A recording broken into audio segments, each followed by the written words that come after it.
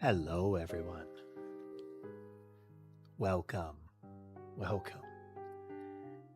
I'm newtmechanist, and today we're getting back into our coding project. But before we do, let's check in with the kitties. Let's see. Sammy is over in one of the boxes in the little plastic tote there. Mason and Sky are napping on the bed. Sherbet getting a snack.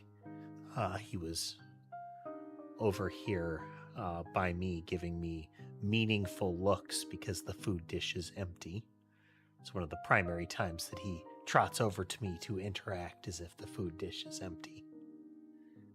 Sky will do that too. It's hard to tell the difference with Sky between I would like attention or I will become a problem, and I would like food in the dish or I will become a problem. Ember is on my shoulder. Molly is passing onto the table there. Molly has become the primary occupant of the spot that she has approached there across the desk. She does not really care if somebody else is there. She'll flop down with them. That has become one of her primary regions, which has kind of thrown the general territory distribution into disarray. Ember now tries to figure out between the desk side and the shelf, the upper right and lower right cameras, respectively, as to where she wants to be when she is not perched upon me. Though she does spend a great deal of time over there at the TV. I did put one of those little rings next to it, a little scratching post / ring that she will hide in order to jump out and pounce at the screen.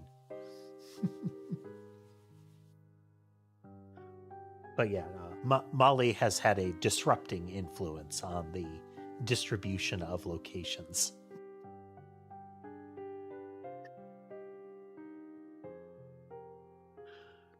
Okay. Oh, excuse me. So the problem we've run into in the code recently, let's run it again and make sure. Oh, I know there's something that will be visibly odd here in a moment.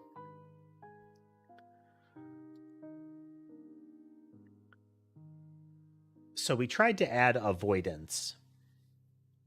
It is not functional at the moment. But we do have like map wall avoidance in place. We can see things slowing down pretty tangibly as they converge. It's not too bad, but it does reduce our performance.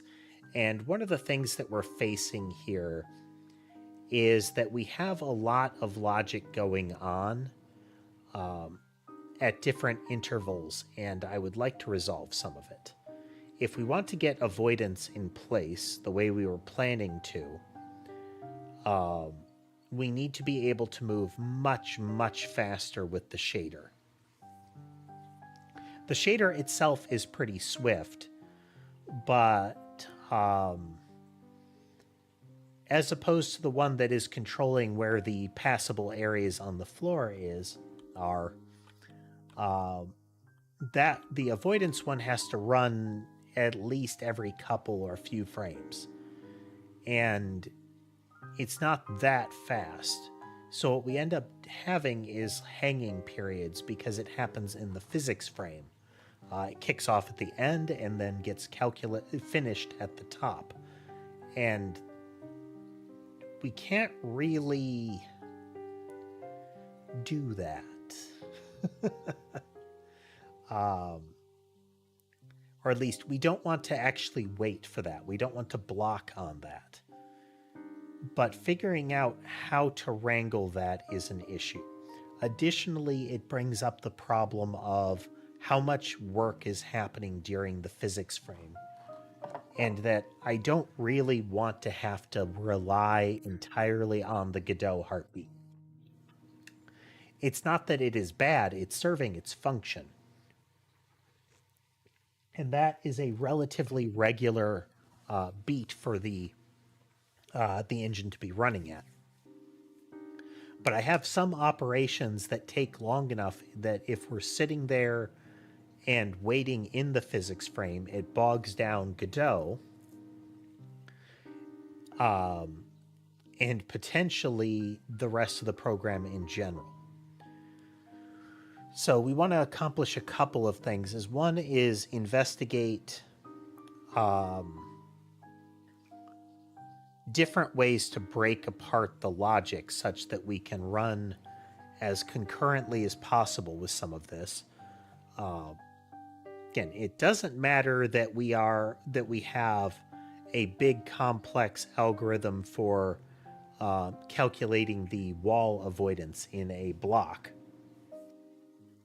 It becomes a problem when we have to deal with the idea of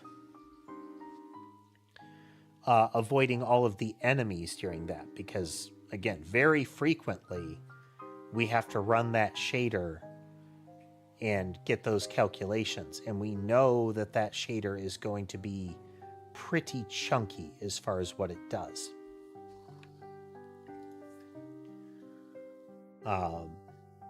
This is the one that we are running currently. We ran into a couple of problems with the way that our logic was going to flow, what we were trying to do with some of it. So there will be a refactor in that regard. The sharing of buffers can't really happen. If we want to parallelize some of the code, we can't do shared buffer. We can do shared data source, but we can't do shared buffer because each buffer is tethered to a specific rendering device. And if we want to do what amounts to concurrent shader runs, we need to keep those separate.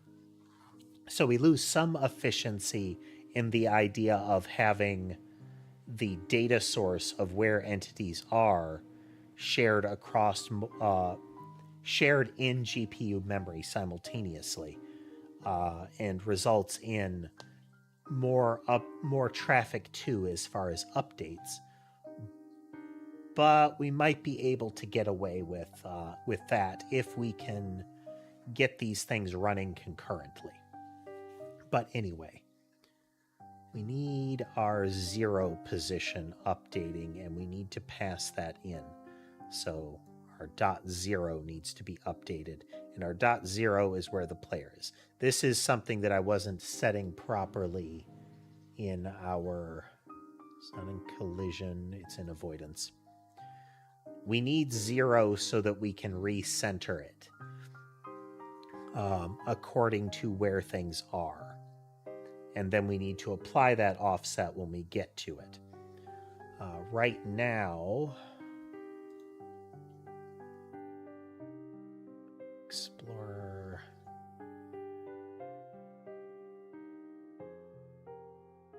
I think we're just dumping it into flow values. Actually saving this one off.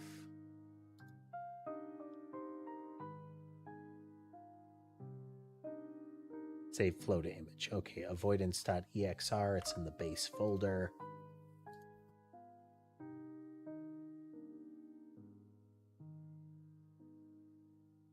Rita has updated their mascot picture once again. Their robotic squirrel mouse thing.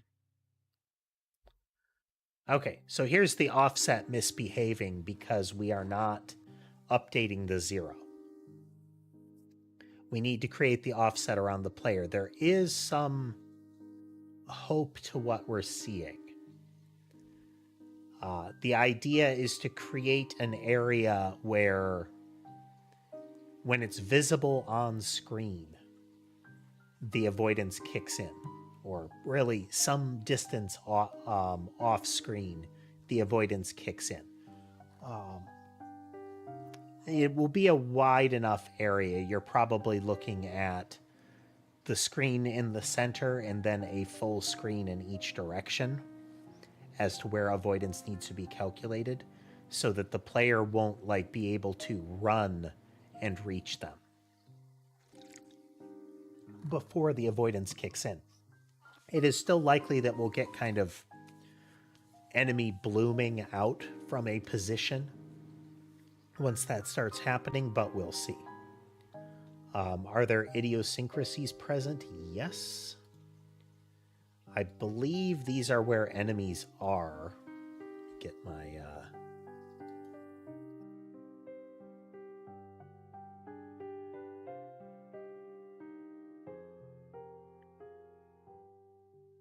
Don't know what we're setting them to currently because only the red value is being changed.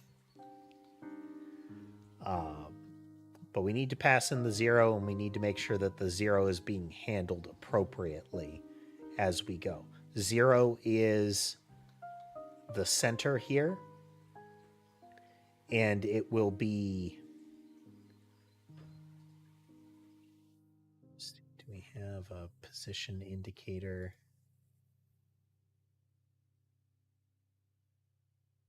We don't have the position, and I don't know where to set that tool. Anyhow,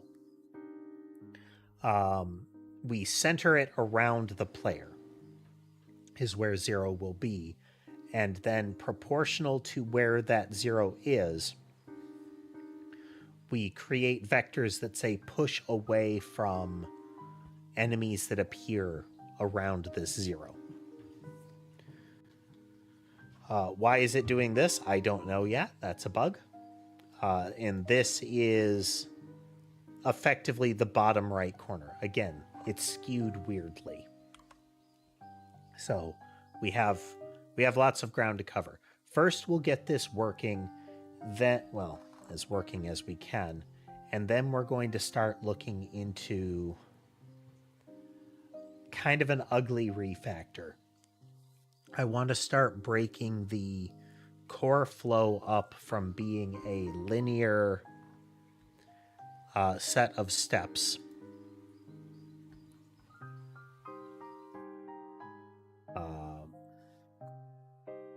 Yeah, here we go. In physics process, we go through this series of invokes, and each of them is potentially bulky, especially this one. I want to look into each of these being essentially an independent state.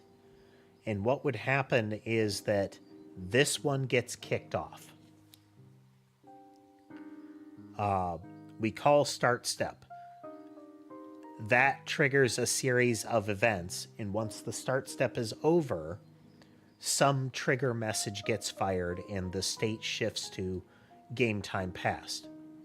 Stuff happens, game time passed done, state gets switched over to game end step. Now, the difference with this is that as soon as I invoke start step, we divest ourselves from physics process. We're done with that call. And we're moving along. Could we do awaits in this? Yes. That is the simplest way we could approach it, is just to say, do this and await the end. Do this, await the end. That may be where we start. But getting the rest of the structure in place fully could be a good thing for us because it lets us push our time elsewhere and lets us get into a structure where if something could be done in parallel, we have a pattern to allow it. Because this is one set of back-to-back states. There is nothing that prevents us from saying there is an intermediate state that might sometimes happen. There is a double back inside this state where if it completes in one fashion, it continues along. If it completes in another, it forks over somewhere else. As long as we're in this domain, this can work, and we may stay here. Again, we'll probably start with the, quote, easy way and go from there. But for now, we get the avoidance working because it and the avoidance, collision, both of those are relatively expensive as far as how we're interacting with the GPU and the CPU. Hey there, Key. Welcome.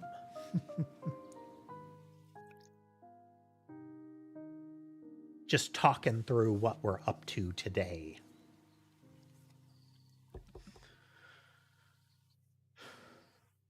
Let's see.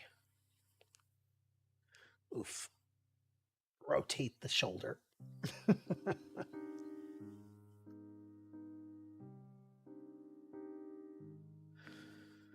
Oh, so, okay. With avoidance, we get the 0 in.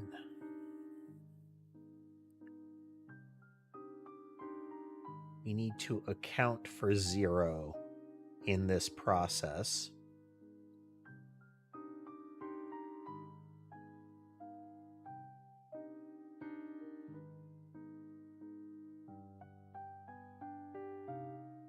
Yeah, okay. We are not currently using 0 in this logic, so we're going to have to deal with that.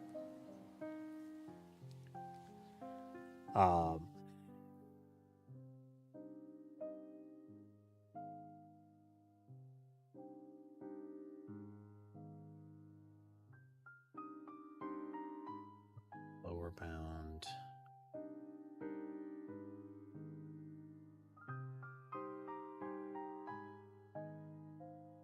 Okay, so this is currently setting up our... This is where our effective center of the texture is.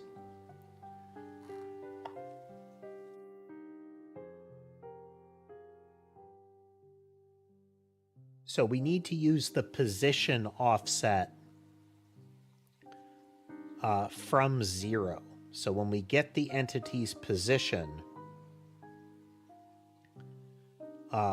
we need to account for the 0 being applied to it, where we add whatever 0 is to what we're comparing it to.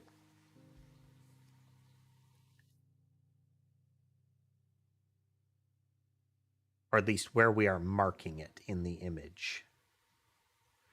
Because we only care about the entity. So this is where the entity's position is.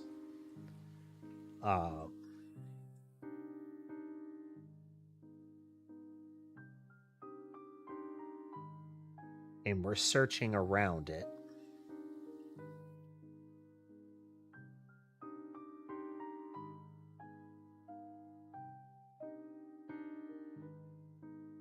There's cleanup we could do to this algorithm, but for the most part, it will eventually function in this regard.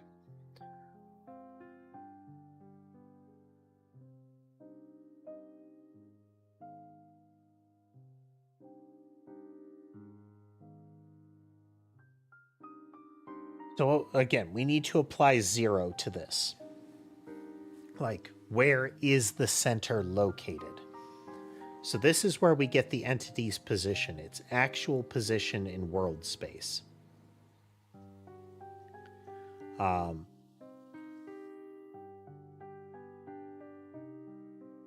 offset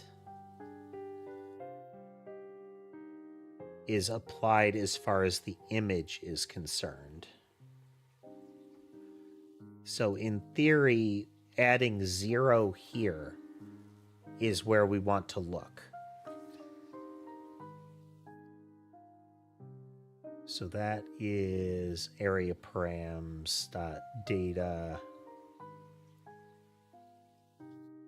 Area params.data.0.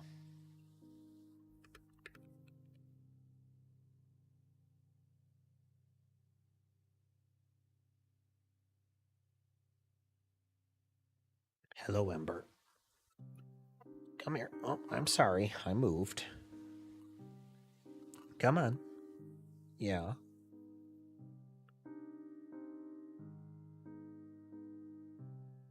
Yes, but I was about to walk onto your shoulder and you shifted slightly to make it easier for me to walk onto your shoulder.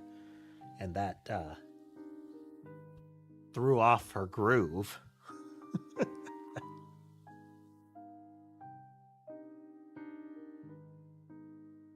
It's the line, I'm sorry, you've thrown off the Emperor's groove. So if we add 0 here, then that makes it so that the actual position of the entity has to fall within the position of the circle of the actual grid. And it should be rendered accordingly.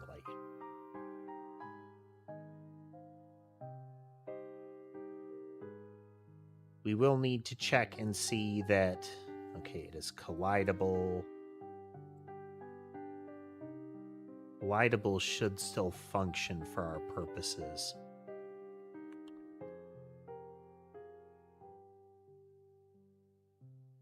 Okay, let's check Godot and make sure that it compiles. That compiled.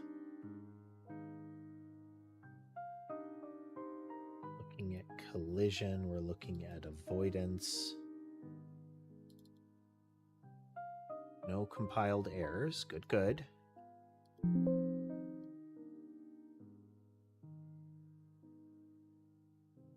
Okay, let's run it again.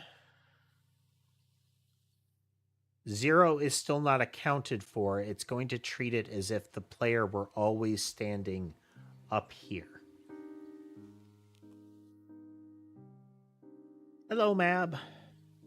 Welcome.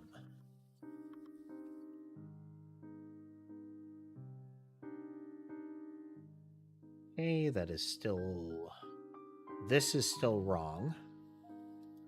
Definitely a math error going on there. No, you can't touch that. No.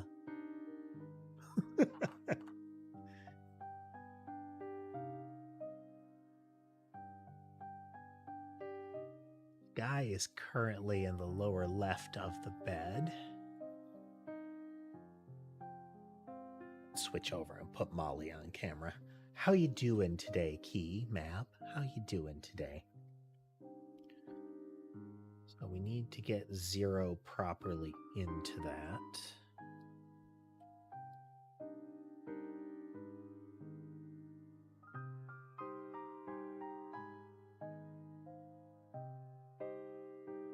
"25th consecutive stream." Very nice. Applying 0, which means 0 is always going to be 0, 0. Starting your own game dev journey, huh? What are you trying to make?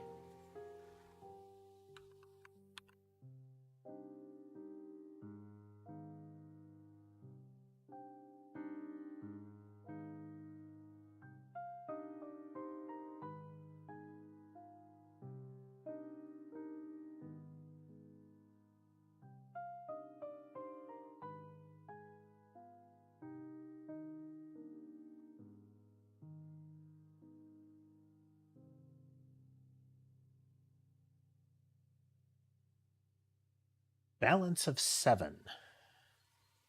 Okay, what kind of game is Strife Balance of 7?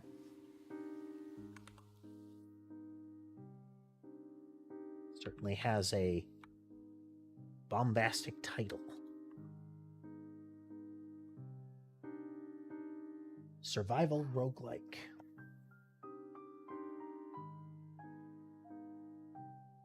Like, gather materials and craft style survival, or what?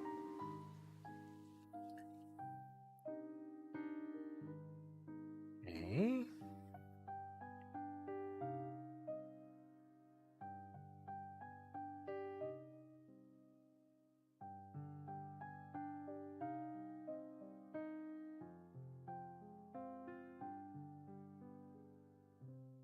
Don't get a player state. What do we call that in services? Did I even add that to services in that way? Let's find out.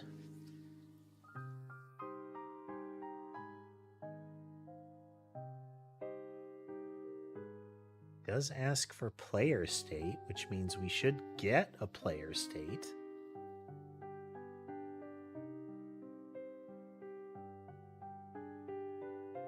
But it could be that that's happening right at the beginning. The player should exist before any of that happens.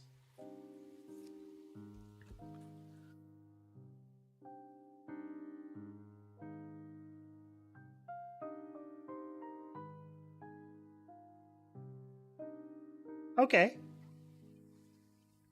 That's pretty much what we're making here.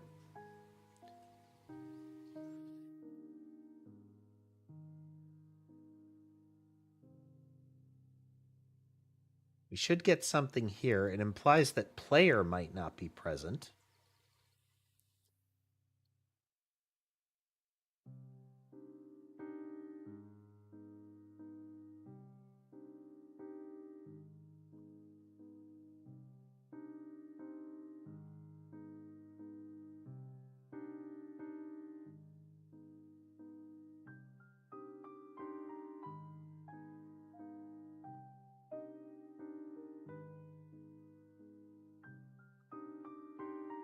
Okay, this is C#.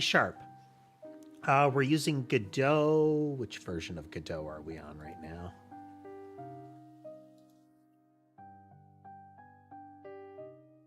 We're currently on Godot 4.5. I haven't checked to see if 4.6 has anything I really want to jump on yet. So Godot is our platform for handling like rendering and all of that, but most of the footwork is happening in C#. Right now, we're debugging the process leading up to a compute shader that is handling the logic to make all of the enemies avoid each other. And the reason that I'm having to do fiddlier stuff... Let me just stop this. We'll cull this for a moment because we know it's not working. Get player is not functioning.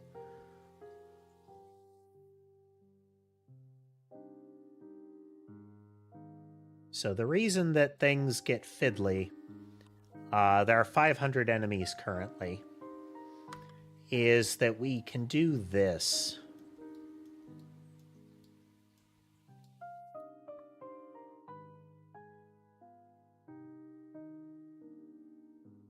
So the bullets cannot be calculated entirely linearly here, or through, like, we can't take any of the shortcut calculations that you normally can do with lots and lots of bullets, because every one of them behaves individually.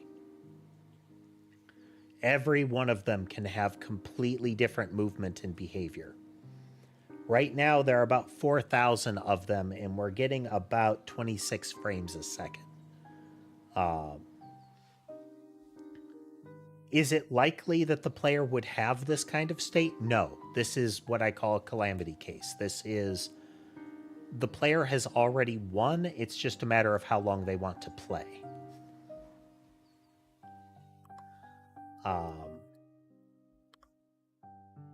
There'll be a brief pause while it generates even more. So right now, while this is going, there is a shader happening every frame that determines if any collisions are happening. There is movement logic that takes into account the black areas currently to determine where you can move. And additionally, we're working on a shader that will make it so that the blobs don't stand on top of each other. If we were able to do purely procedural movement, purely mathematical movement, then we could get away with simpler logic. But what we're doing right here is largely trying to put as much kind of flock-like behavior into it as we can, while still accounting for the fact that every different projectile and enemy can have a dynamic individual movement.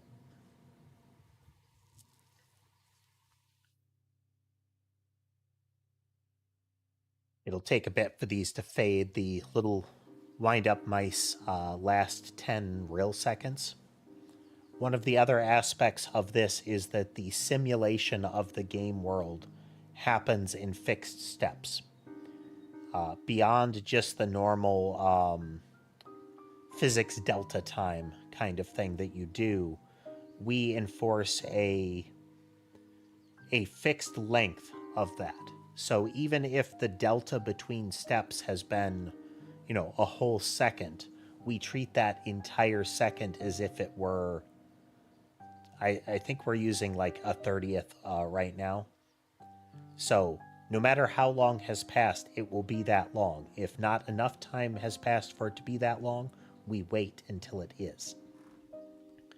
So no matter how slow the game gets, as far as how much strain we're putting on the engine, the simulation still moves at a fixed pace.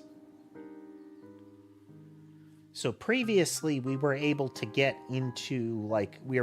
closer to 10,000 before we got severe performance dip. Now we're back down to about 5. We need to be able to handle at least 2,000 for the sort of gameplay that I want to be able to handle. Sitting idle with the shaders running, we can get about, let's say, 1,100 or 110 frames a second. Technically, it can be more. I'm not always up on the pattern acronyms. Can you fully spell that one out? The answer is probably no, because I don't recognize it, but sometimes I'm doing something similar while not expressly using the pattern.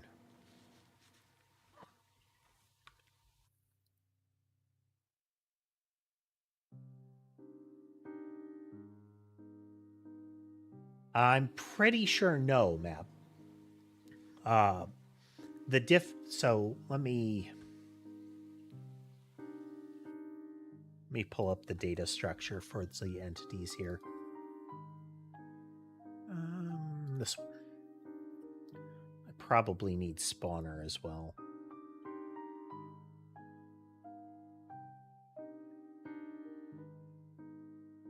Yeah, I need spawner. That's where we're setting its behavior.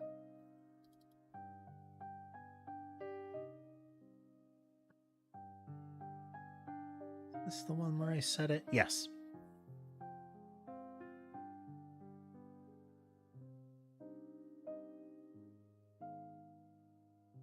No.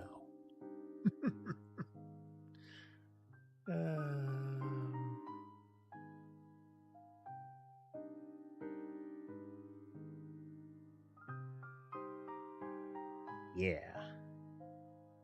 Right?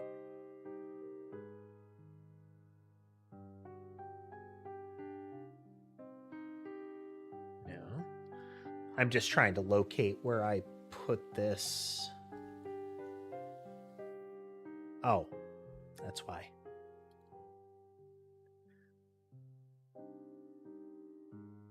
Roll map, level test.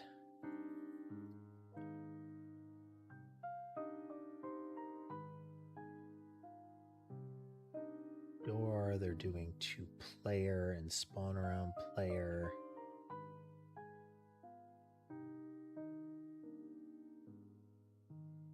Gotta be another spot. Anyway, I can demonstrate it without finding exactly what I'm using right now.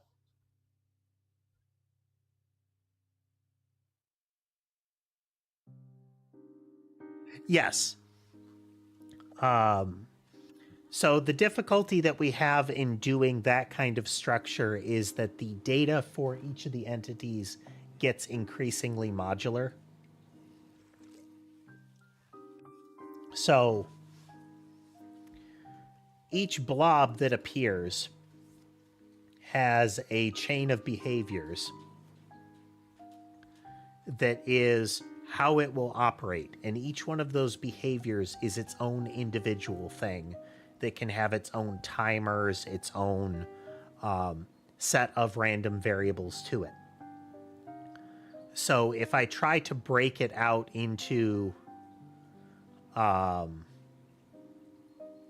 if I try to break them out as individual things, the data structure gets really wildly complicated really fast. If I'm thinking of the pattern that you're talking about.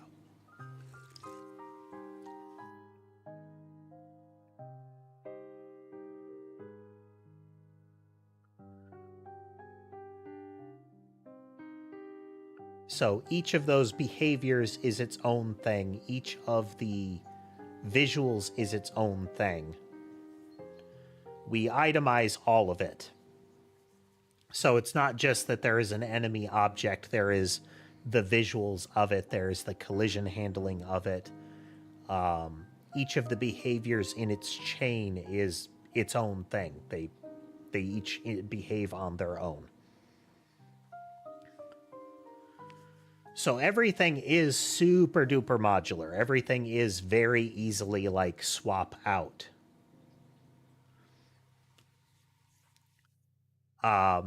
It comes down to the amount of footwork we have to do per frame. So, let's see. Solo project and the data structure is non-trivial, so I often have to go find stuff. Here we go. So, like, for this time passed step, every one of those enemies, every one of those bullets is going to get the time passed message, and it's going to send that down to all of the behaviors it contains in order. Each of those behaviors could do absolutely anything. And it's possible that over the course of its lifespan, the behaviors on an entity might change dynamically. The act of inflicting harm when an object touches another object is a behavior. It's not just, I guess I am. My programming journey started before a lot of patterns were named, and I try to find them and look up things to see if there's any sort of pattern that I could leverage. But a lot of coding patterns are kind of like battle plans, is they fall apart as soon as you encounter the enemy. This has got to be fourth or fifth iteration. When we started this project, we were doing it entirely in Godot using GD script, and we have steadily had to like tear it down and rebuild it, tear it down and rebuild it. So like I said, this is a shader that does collision for us.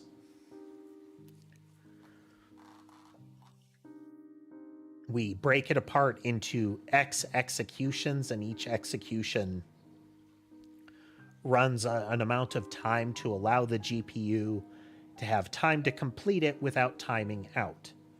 Because if a compute shader runs for too long, it just stops.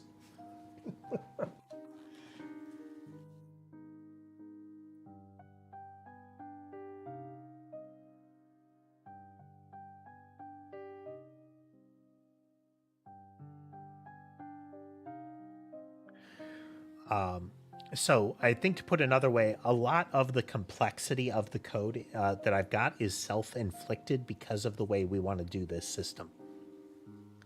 If the behavior of the bullets in my code was fixed, as in they had one concrete bit of behavior, each of those algorithms could be tuned down and often be deterministic. Yeah, that's where you want to be, Mab. The idea of once you've got an engine, to be able to reuse it.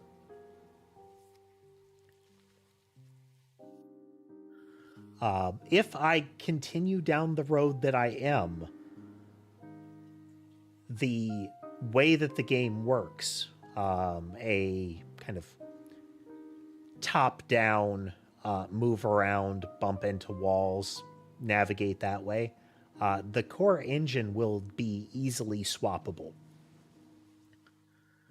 I can spawn things into the room, that kind of stuff. The change to in order to make the game behave differently becomes how the overall kind of game management runs. Is there an inventory system? Okay, there's an inventory system. Not, that's how collision works. This is how collision works.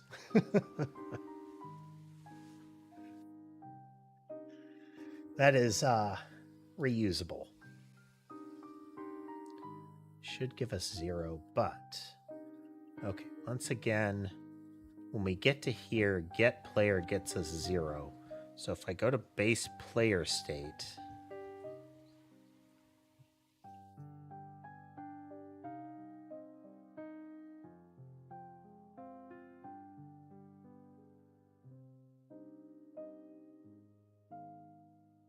Player service, it's in the base player state. We call get player. We should have a player object as of that time.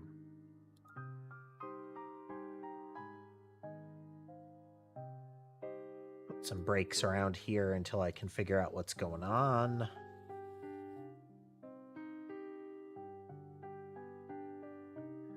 Okay, oof. This is running before the player is loaded.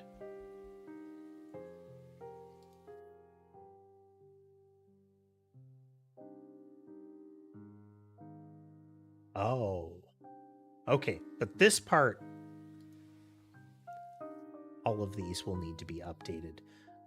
This part needs to change on the fly is the thing.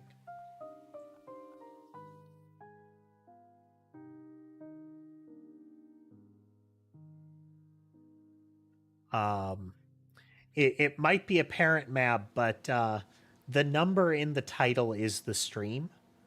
We do a little bit of work off of it, but like any sort of stream, there's a lot of chat and not as much progress. So some of them can be pretty verbose. I'm not saying don't watch my streams. Absolutely watch my streams. The algorithm loves that. But just, forewarned. But you can definitely see the evolution over time.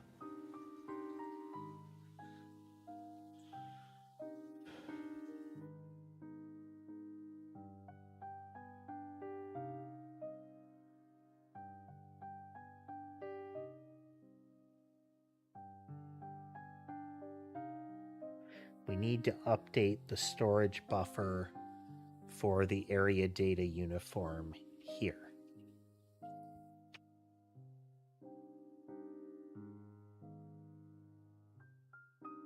And when we load that,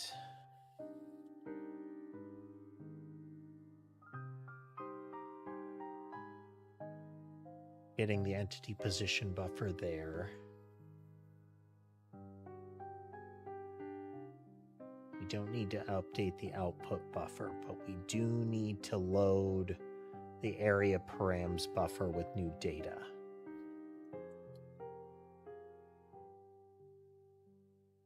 Hey, I don't trust you over there, Sky. Yeah, come here.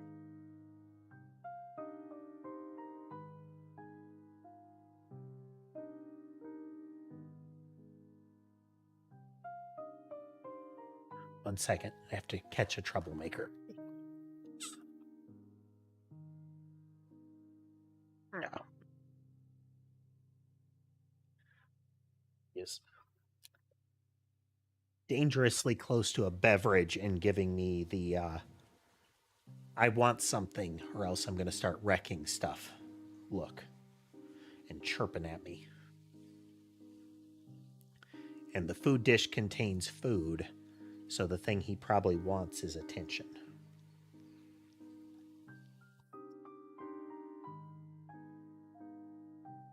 Switch over to the cameras while I give him requested attention. Looks like Mason and Sherbet napping on the bed. Then Molly conked out across from the keyboard.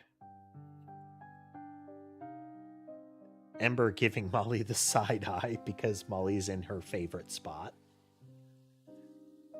Sammy over on the shelf. And Sky on my lap. All 6 either, attached to me or visibly present.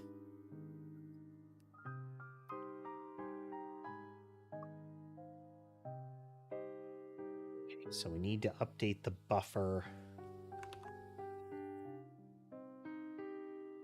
Hopefully it's going to let me get away with the buffer update here.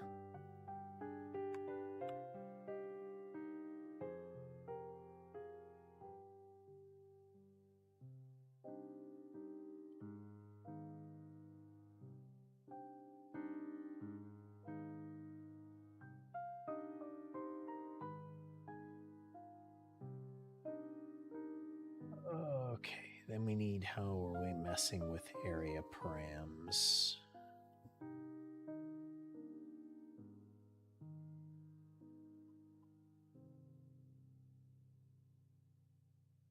This will need to be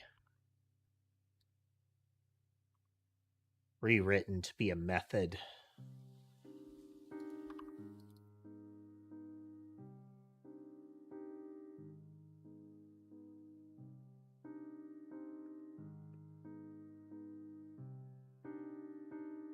Let's put that at 0 for now.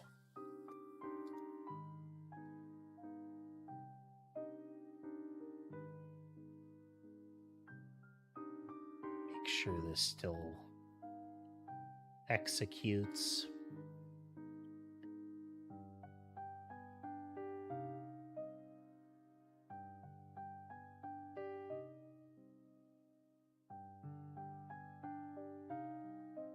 Okay, so then at the start of base avoidance, anytime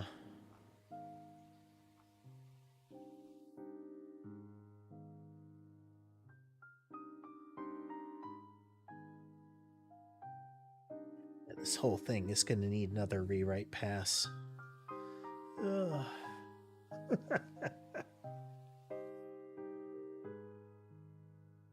Get rendering device doesn't work the way we want it to.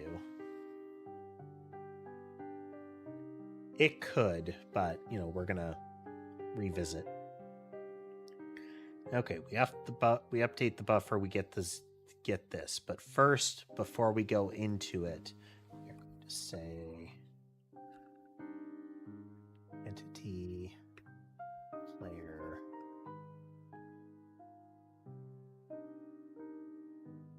Does not resolve.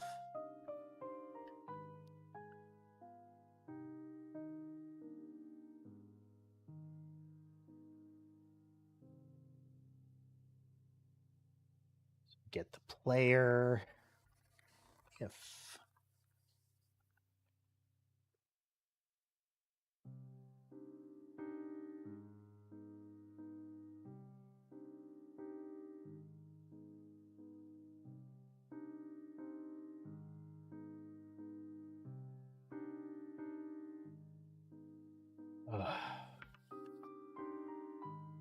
it is never helpful in the way that you want it to.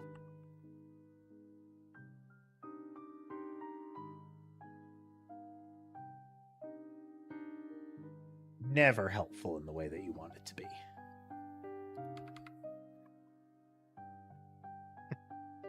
Okay, if we have a player,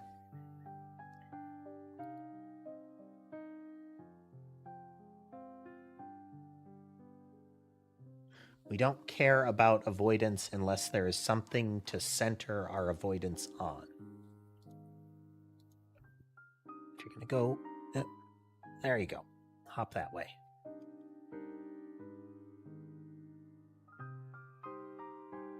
As well, you stopped scratching my chin.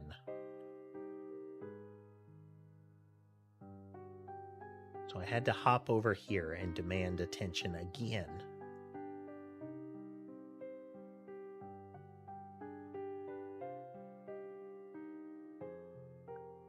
Switch the camera over here. You should be able to see him in the... Yeah, there he is. He's leaning his head forward and getting chin scratches. Sky is currently the oldest of my cats. He is, I think, tied for largest, but by far the fluffiest. I think he's a little bigger than Mason. But Mason is very lean, so it's hard to compare the two since you got to deal with at least an inch to inch and a half of fluff on every bit of Sky's surface. Hard to determine where fluff ends and cat begins.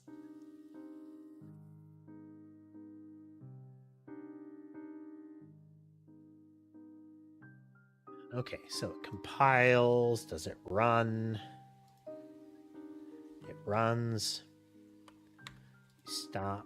We go over and we get our...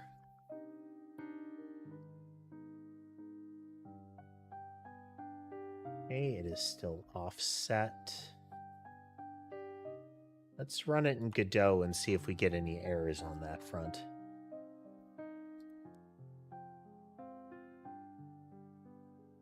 No worries, map.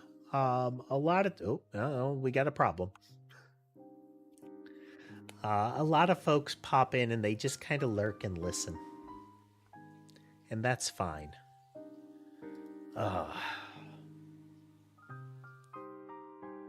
Okay, we have to update the buffer periodically. We can't update it here. Because we are in the middle of a compute list. Noted. Okay.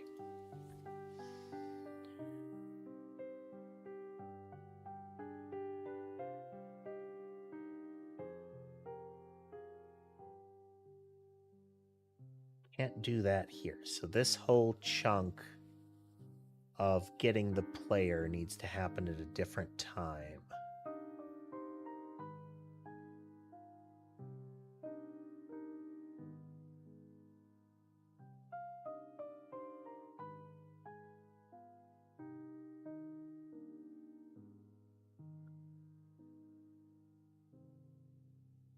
Adding to the dispatch.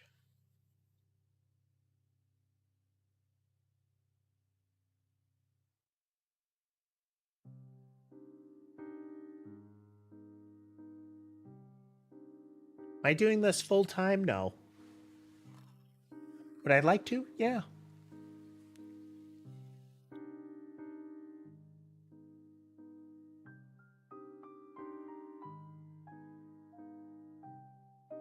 Do I aspire to? Yes.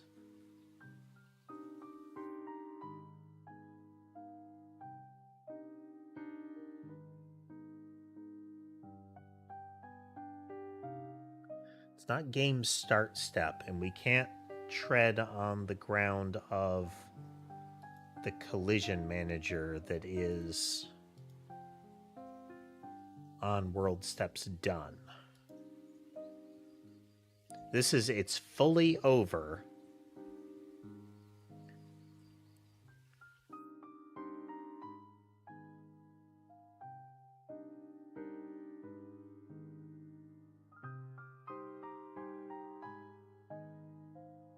So that is physics start.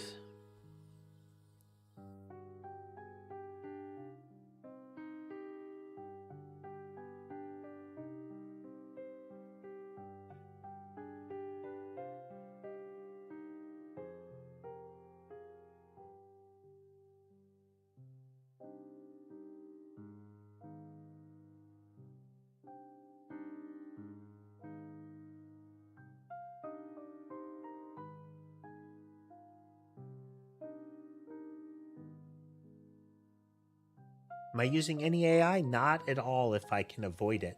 And by if I can avoid it, I mean I am very confident that Microsoft injects some amount of LLM-derived results into their IntelliSense, or whatever they are calling it in Visual Studio. That is, when it tries to autocomplete a line for you, some of the results are too stupid to not be influenced at some point by AI. And welcome, Jamel.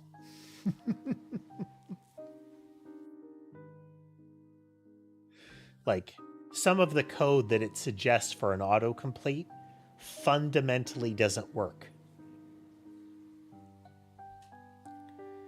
And hello, Nuff. Welcome. Welcome, welcome. Oh, I could do physics start. Could do physics start. Okay.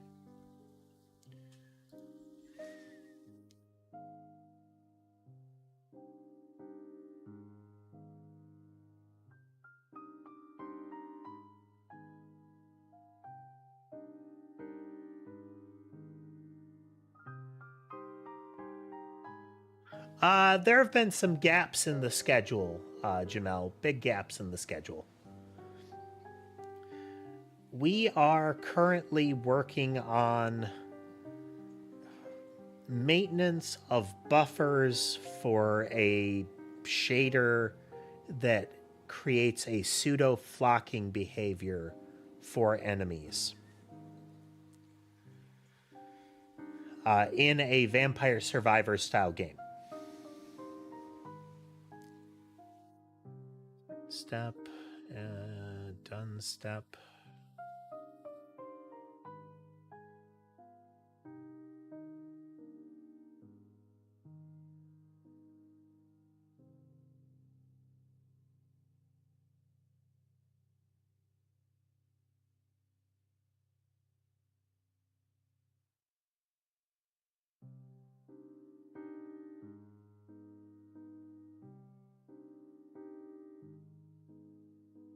We should be okay. Purge these so I can clean this up. There is a lot going on. Emits physics start, emits physics start. This is what I was referring to as far as the auto completion. So this naming, okay, I like that naming convention. I'll take that. Is equal to no. That's reasonable. Throughout my code, I use services dot. Okay, startup resource. That's a weird choice, but that's part of a list. That makes sense. So I say resolve, and it suggests this, emits physics start, because I am getting a result, and emits physics start will return a type of that. Okay. So I get this result. This makes sense. I have had it give me like a vector to have that equal. That won't work. That won't compile. That won't run. There is nothing about that autocomplete that should have resulted in that.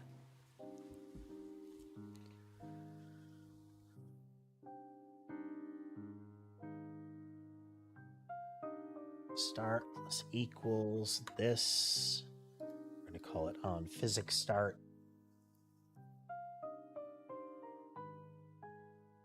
Then we do a thing there, not that, a thing here.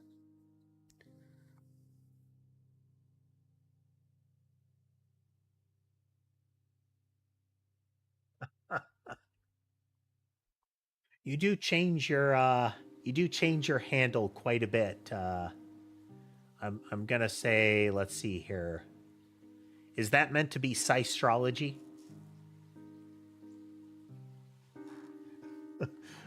Because if you're not using Elite 5, then we'll I'm not gonna try.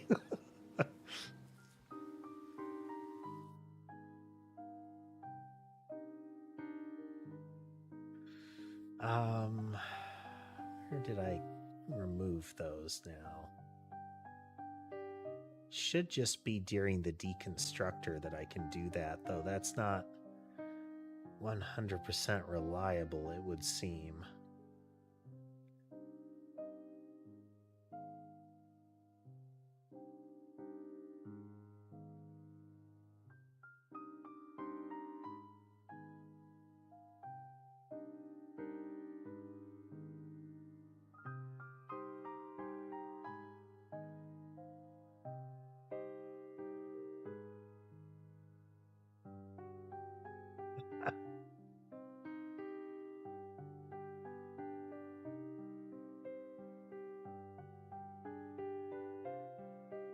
Find out where I created it so I can remove it again. Just here. Take that and we can say minus equals that. So then on physics start, we need to update the buffer.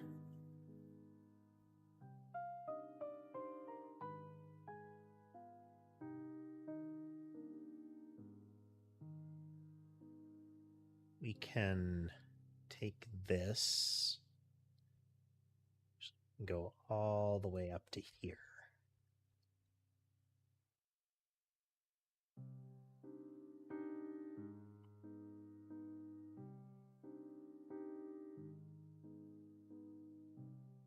Just like that. So walking through what this is doing, we're getting the, we're using Godot. We are using Godot 4.5 as our engine. Everything else is written by me.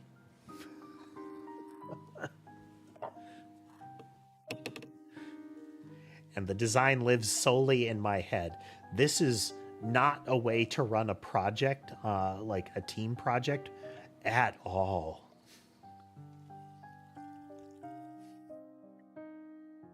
But it's a solo project. It's what we do. Godot does rendering and whatnot. Because I'm not going to try to write like a graphics engine myself. If there's something that Godot is going to do good enough for us, I'm going to let it do that.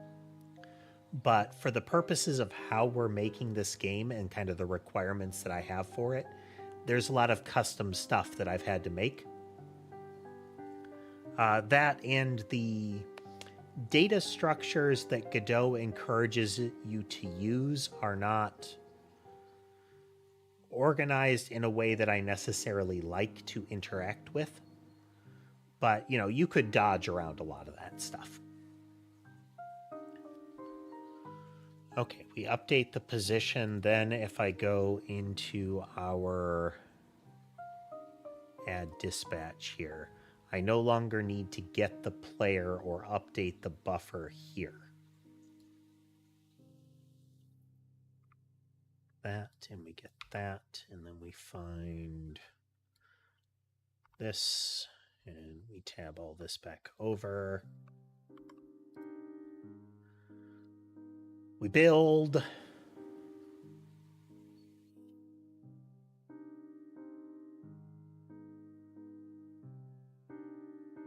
Like, for example, this, the use of compute shaders is, for a lot of what I'm doing, if I didn't need the level of performance that I'm looking for, I absolutely wouldn't do it this way.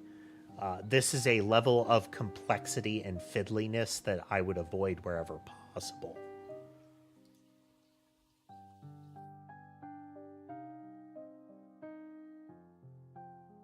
Okay, not exploding there.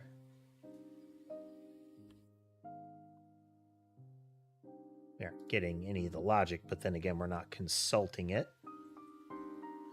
Close and reopen. Still not doing anything there.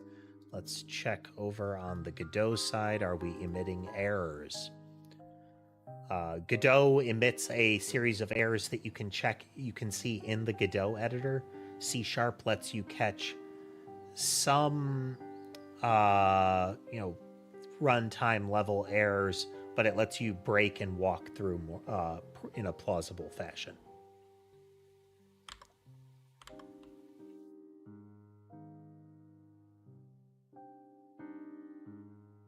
Okay, well, we're not getting errors. This is good.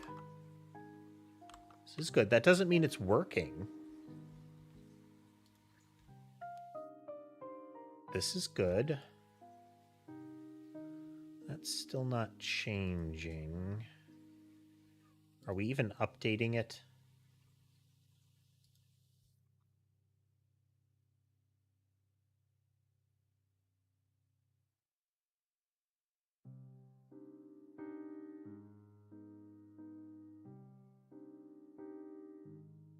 Ah, we're not. Oh, no, here we go. Have our results, yes. There's a lot of stuff in it.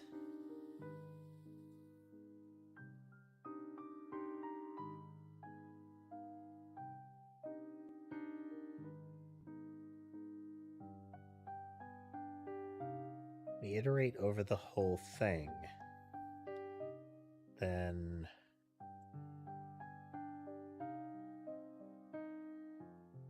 we're getting a very oddball result out of this.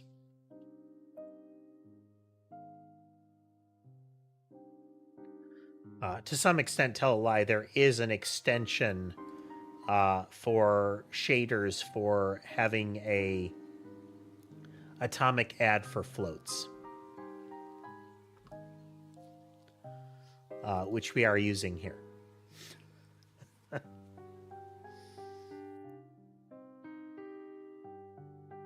And I mean, of course, there are going to be other like baked in libraries for things like Godot that you have to deal with.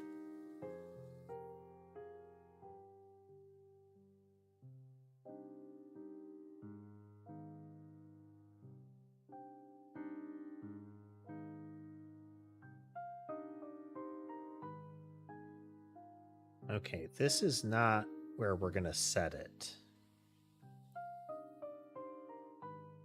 This is the entity's position. We're offsetting it by the amount that we're recentering the image to, and then we're making it relative to where the player is. Or we're asserting that the player is 0. In this case, where is the center? Shouldn't call it 0. It's not the 0 of it. It is the position of the world, or the position of the center of what we're dealing with.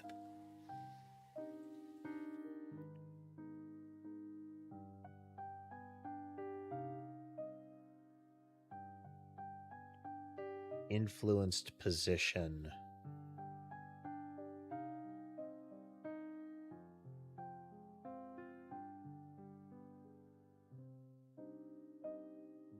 I feel like there's something about the XY that we're throwing off here.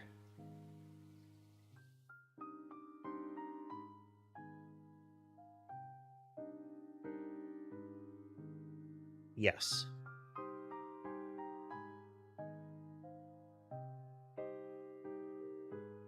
Yeah, we have our output.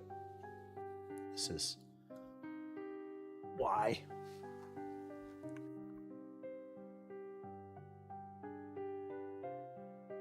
Well, that part of the algorithm was wrong. Okay, that's part of it. Oh, no, that won't work yet. We've got to switch over to the Godot editor to cause the shader to be recompiled. And then let's run it over here and make sure I don't get like an obvious error. As soon as these spawn, okay, we end it out. That will call this method. Okay, this is good.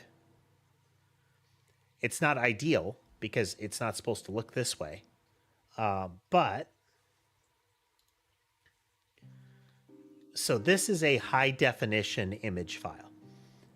What that means is that these color channels can be different than 0 to 1. They can be way higher than that. They can be negative. And the atomic adds I'm seeing don't make a lot of sense for what we're getting. But that's okay for now.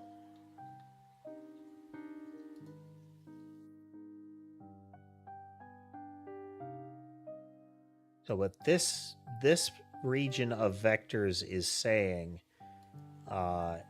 indicates is that we should be moving right and up to avoid what's in here. So the red is the X direction, the green is the Y direction, and we're using Godot space. So positive is down and right.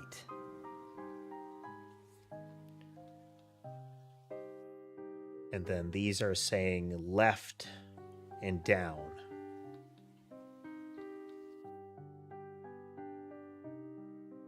It's still offset incorrectly, and we're still getting an odd result here. But it's a start.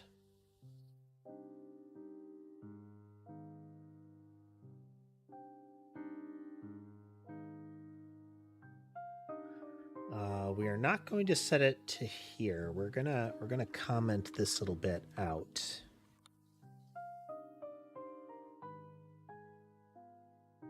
I'll run.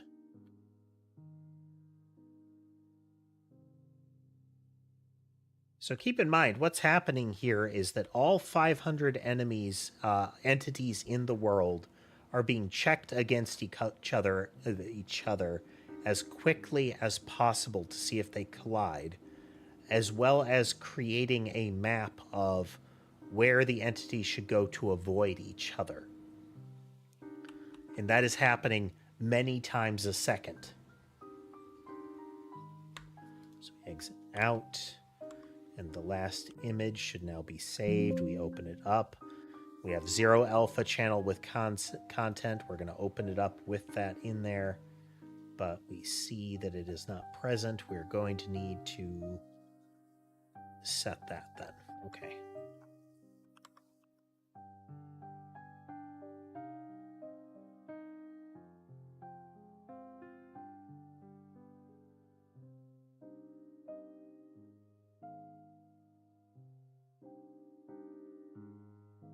So it's odd that we're getting as much of this as we are.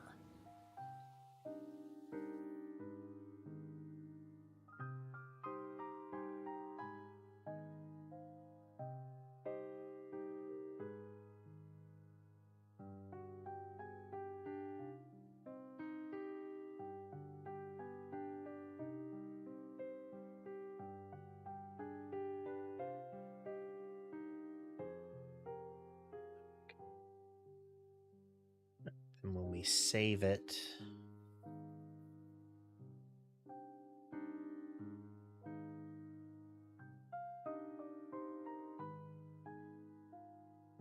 x times the height plus j is what we're doing there.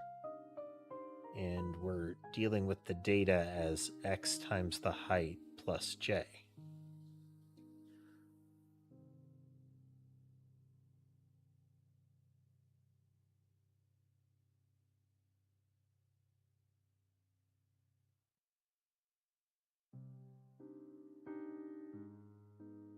But we're not offsetting is the thing.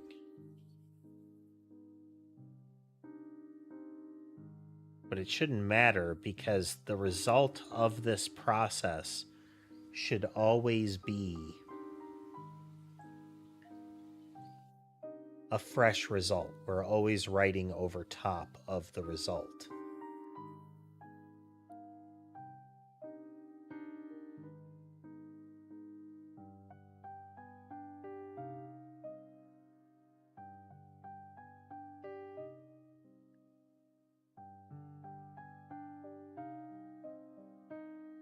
Why are they always sleeping? I mean, they're cats. They each kind of play in their own way. The one that's on camera right now, there's a TV behind me a little ways that is always playing like pictures of birds and squirrels. And she really loves that. Every now and then I will hear her trill and just drum away at the screen.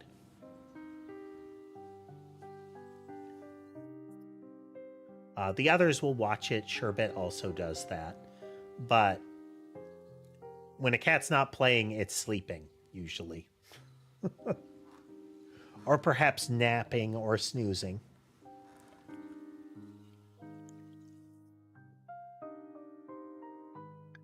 They are ambush predators and all.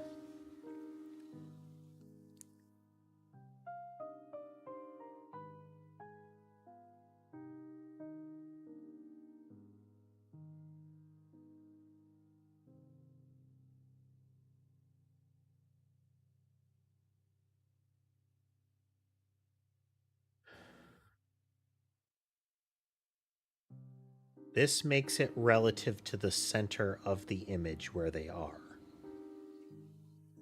Offset position makes it relative to the player.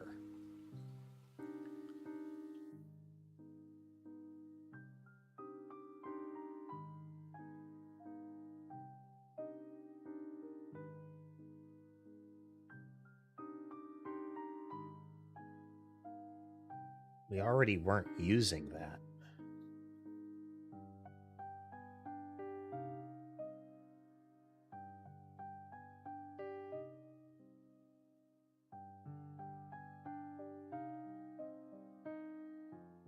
Even setting influence position.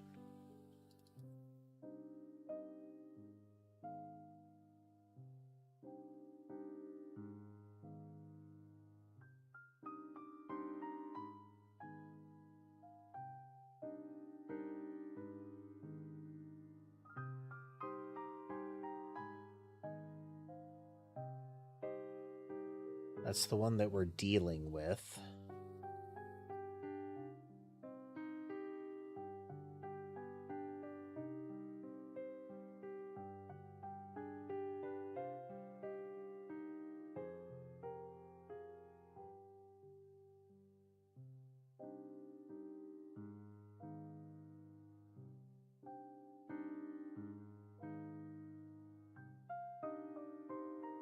We're entirely touching influenced position.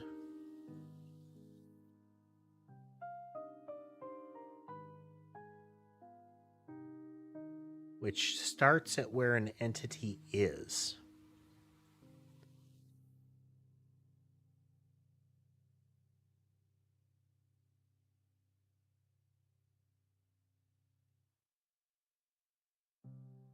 So we're within range, and it is a collidable entity.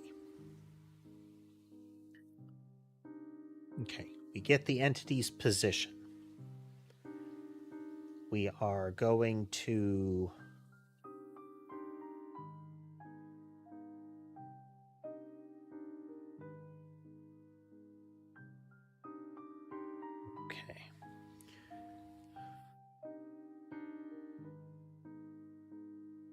let's disable that so we don't flashbang everybody.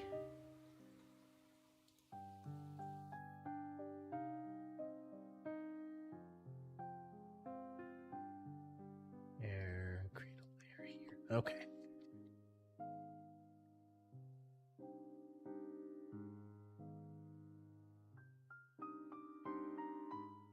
So we have the player in space.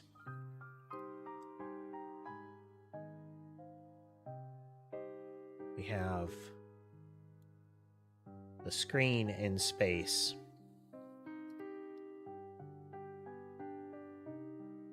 And we have an entity in space.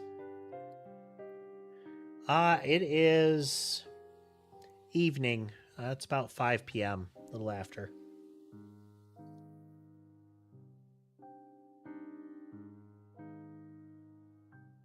The player is there. Then by default,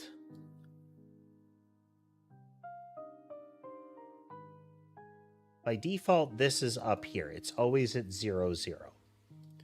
We have the player is at an arbitrary position, and the enemy is at an arbitrary position.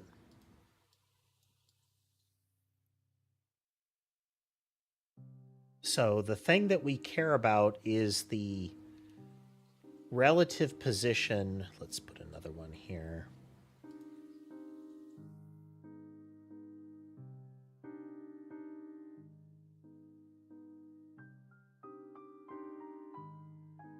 So that's the influenced area of the enemy. We want to take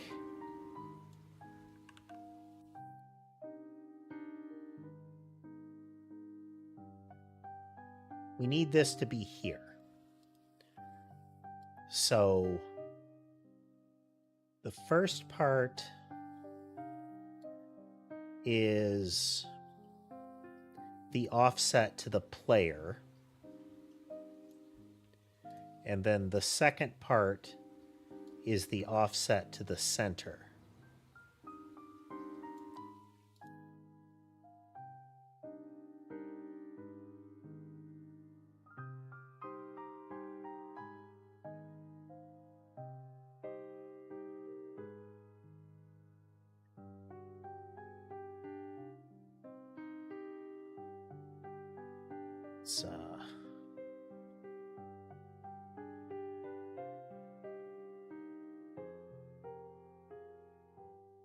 Let's pretend that this is centered.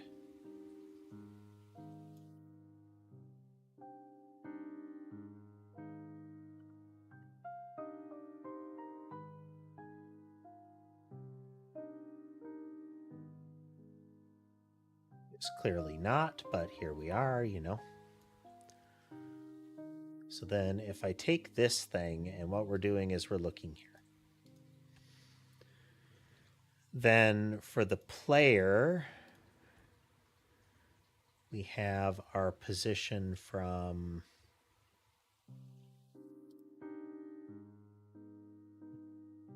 the line here to here. That's where the player is. So both of these are entirely for figuring out what the offset that we're dealing with is. So the orange part, if we go with where the player is and we first move it here, 0, 0 becomes this. And then we're going to subtract the offset. So it is plus player minus position.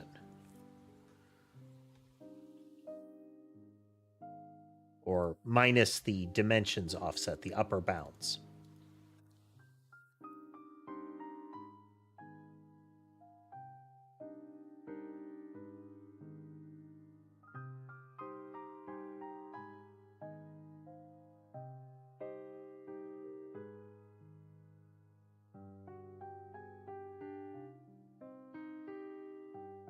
So the entity's position minus the offset plus wherever 0 is.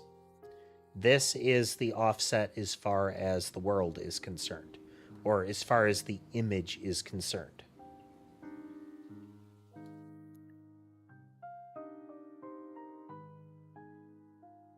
Influenced position is where we're marking.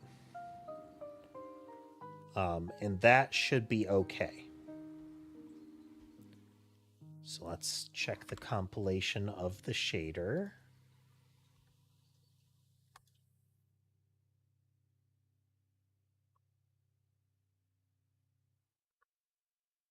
Clearly a problem.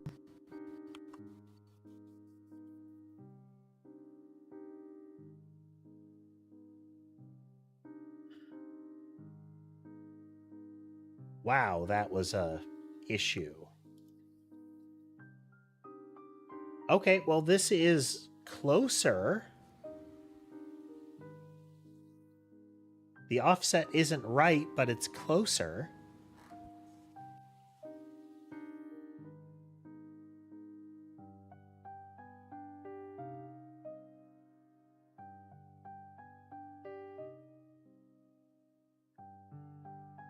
And there's still black where there really shouldn't be black. Like, we're clearly hitting markers that we shouldn't. What am I setting the search range to? It's only 4. There should be very narrow windows around it.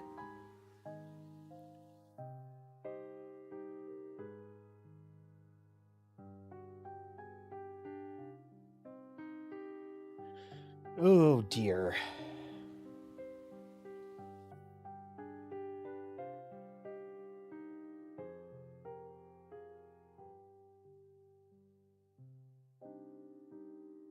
Okay, so we're looking at influenced position.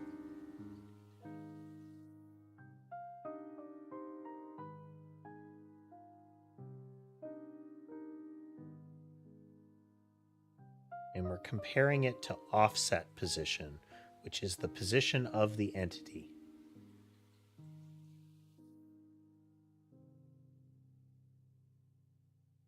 Odd question, Kavari, but yes.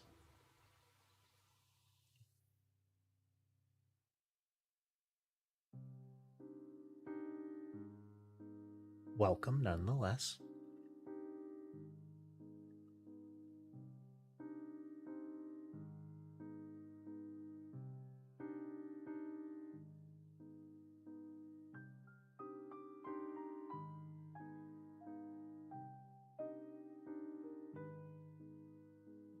The offset position, okay.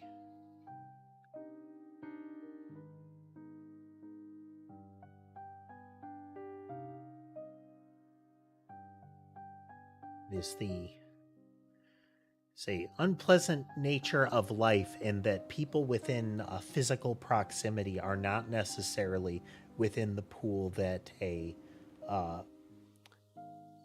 of potential and actual friends. An advantage of the current days is that while it is not the same sort of relationship, it is still a possibility that there are people available to talk to in the online space.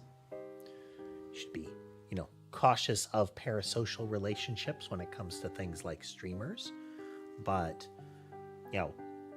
chatting with people in online games that you share and whatnot, while being aware of people with less than pure intentions, is still a positive way to go about things and to potentially fulfill mental social requirements that vary by individual.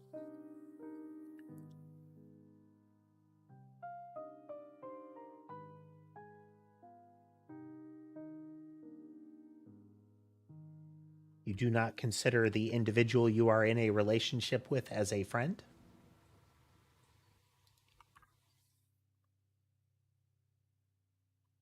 That can be nature of the relationship, but, still.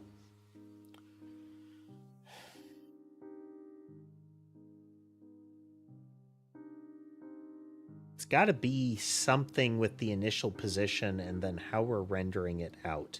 I feel like we're not mapping this correctly.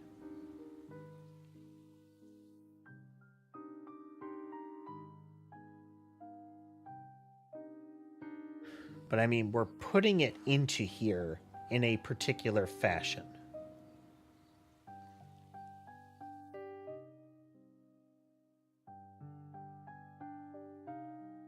Like, we are declaring that this is the way the data structure is set up. That every X that we increment, yes, we're effectively saying we're going across columns. When I fill up a column, I move to the next one. In that we're converting an array into 2D space.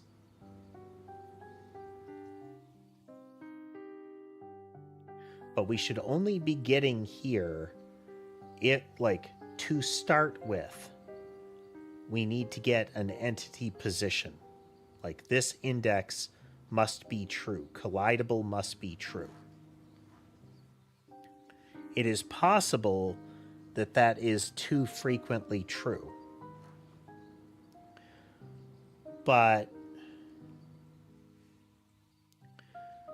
this flow gets us a particular index within the buffer. So us hitting that entire area becoming opaque, means that we are hitting a great deal of the surface.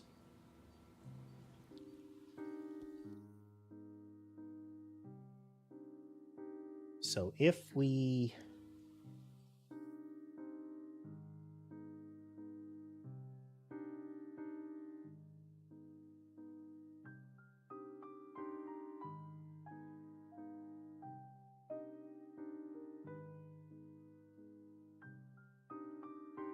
I think you have to account for the both the individuals in the relationship as well as it's a matter of the individuals. It's for some folks, a online relationship is more beneficial to them because a physical proximity relationship may be too intense or just in general uncomfortable for them. But being able to still have a interaction, whether it be text or verbal or whatever, paired with the ability to essentially disengage at will, could be really positive. And the opposite is true, as well as the entire multi-dimensional space in between and around those kind of concepts.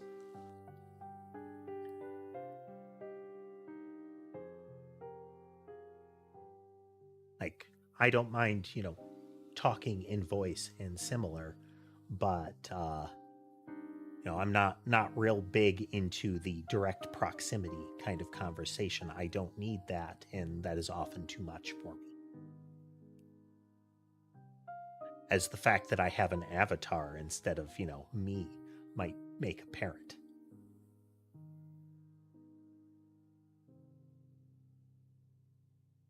In the fourth wall sense, What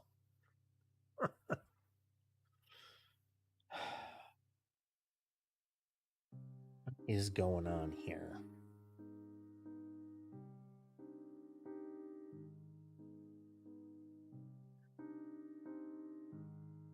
Oh, okay. No, our offset position is based on 0.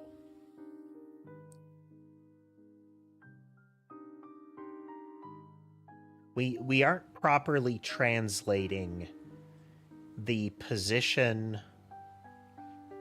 There are a couple of things happening. We are not limiting the entity's presence properly.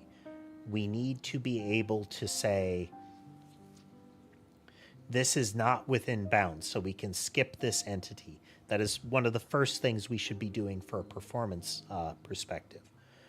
So it's making sure that we have the proper range around 0 defined. How can I do a job without procrastinating? That depends on how an individual operates, but part of it is for some people that it's not so much procrastination, it's urgency. So there are some folks that work best under deadlines, and if the deadline is too far away, they have trouble making like incremental progress. And the solution for those folks is usually to either impose their own, or if that doesn't work, to have the person imposing the major deadline impose more frequent deadlines, milestones, and check-in points and whatnot. Progress updates, Tell me what you did. Justify your work.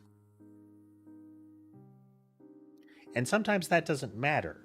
If you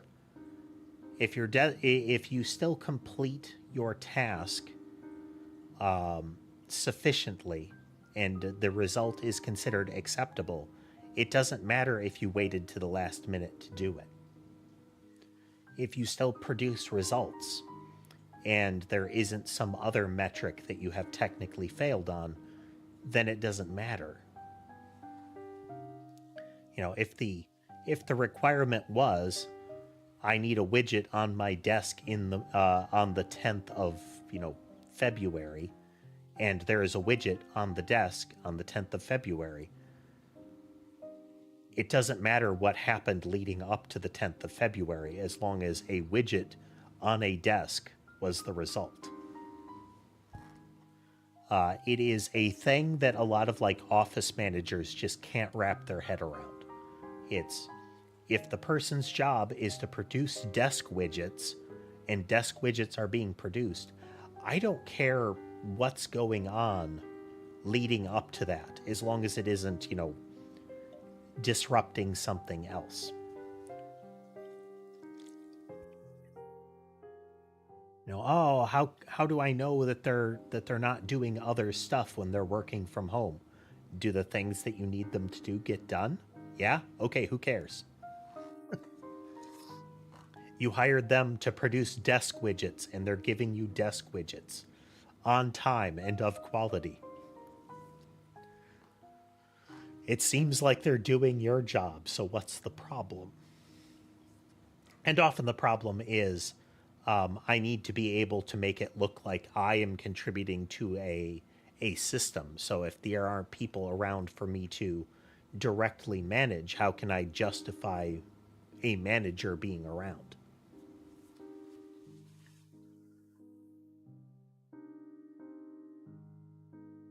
Okay, so I think our problem is how we are creating this offset. The position of the point in space is what we care about. So first we identify, is the entity there and is it within range of 0? And this is the left and right and up and down boundaries. We should check those first. So is it within range is the first thing. Is the entity inside the square determined by that 0 position? And again, it's not the 0 position. It is when we're rendering it, we need to get the point in space that is represented by 0, 0 in the grid. Quite literally, the first element of the array. What is its spatial position? Okay. Quick break, and then we'll get to that. For those that like what they're seeing and haven't done so already, please feel free to like content, comment, subscribe, all that stuff. Those buttons do help the channel. So, press them.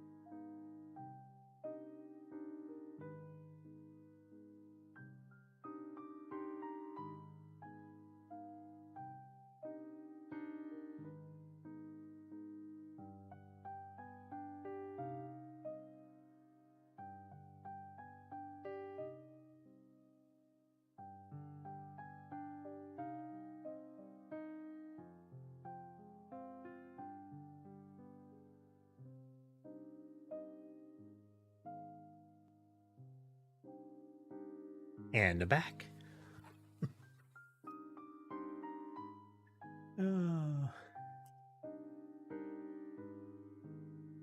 Hey there, Tanashiro. Is that... I can never remember the folks with multiple accounts. But welcome again if you've already been here. Otherwise, welcome for the first time.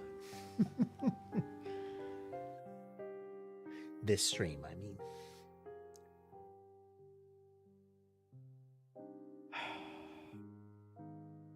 Okay. So there is the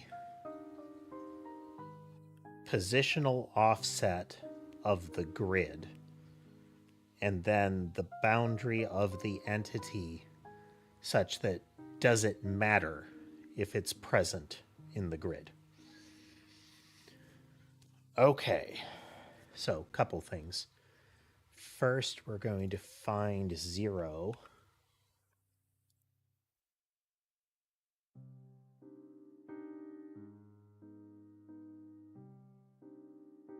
Change this to center.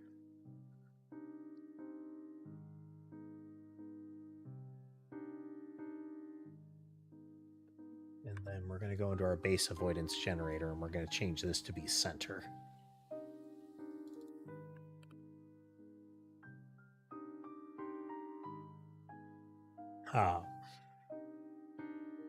Okay.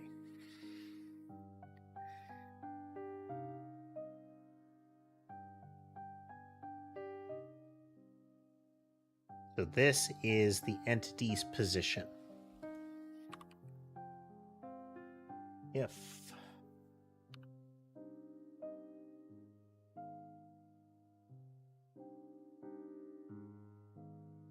x is greater than or equal to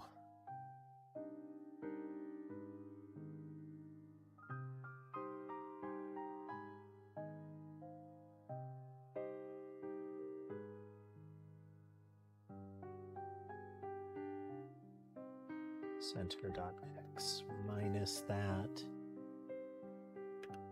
and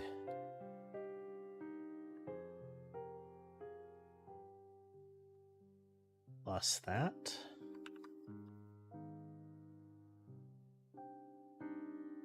Put our little if brackets here. And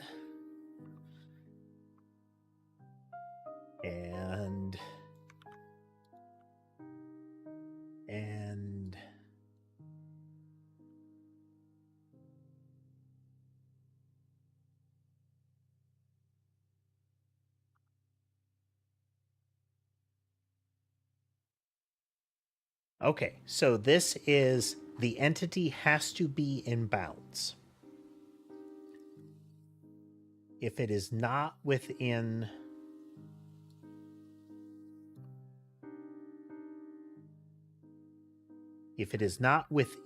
the area represented by the image, we do not care about it.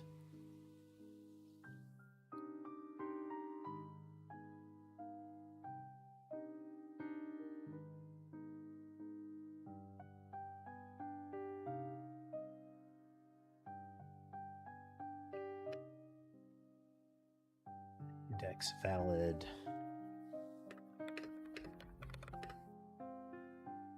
The entity's position is the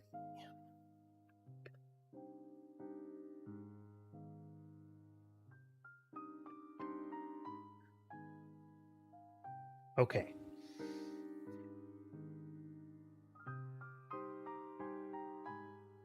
Going to say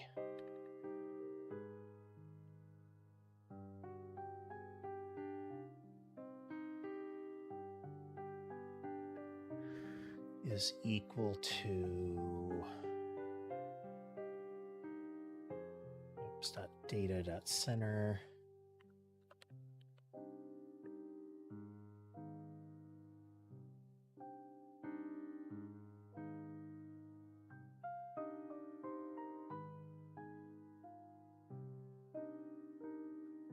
get to this in a moment. 1 times that.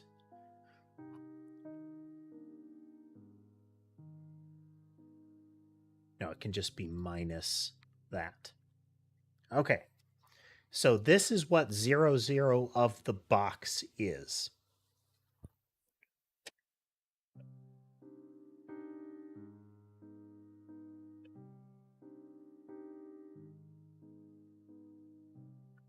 So whenever we're dealing with which position to put the index in, it is relevant to deal with this. So we are going to translate the world position into box position by adding box 0.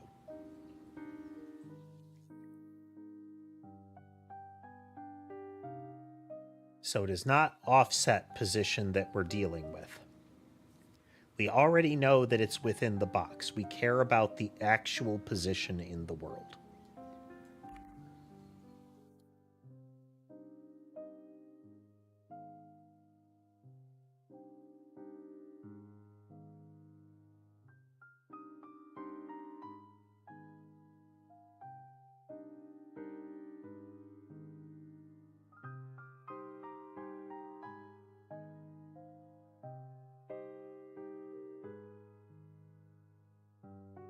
So I and J all have to be within the boundary of the image.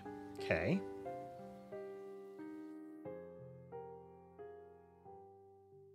Not offset position, it's just position.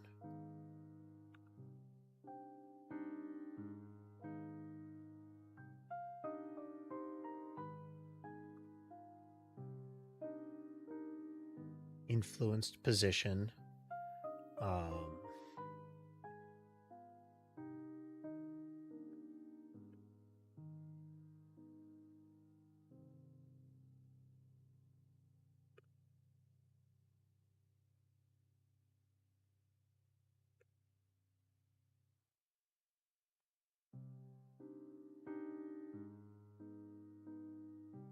Okay, that is effectively the upper left corner. So when we are putting it into position around it, since we've already culled them out, we should have the box 0, which means it should be a valid position.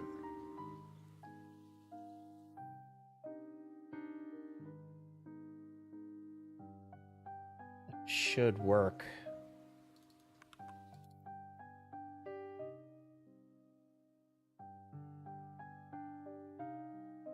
So again, box 0. By adding that in,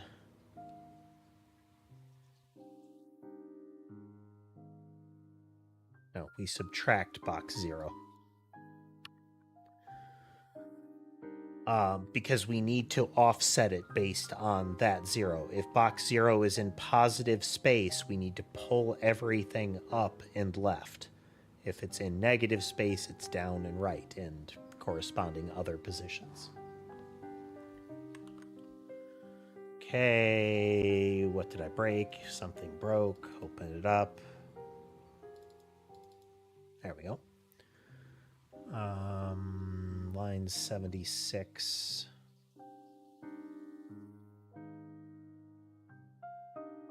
No semicolon on the prior line for box 0. Boop.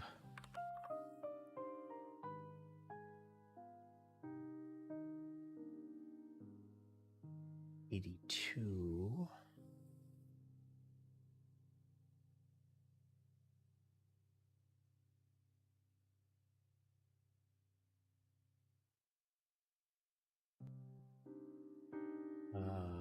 It should be...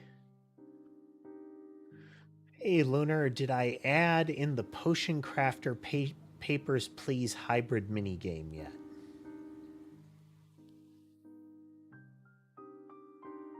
A border-like customs control for magic potions could be interesting.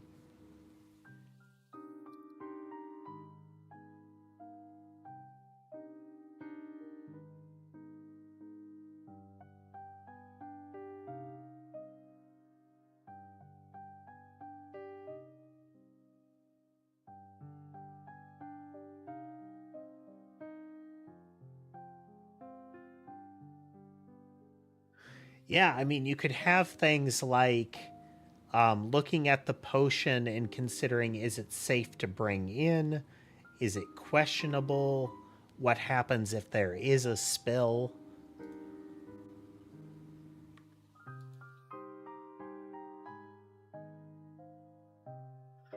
We're getting there. Again, I don't know why we have dark zones being rendered.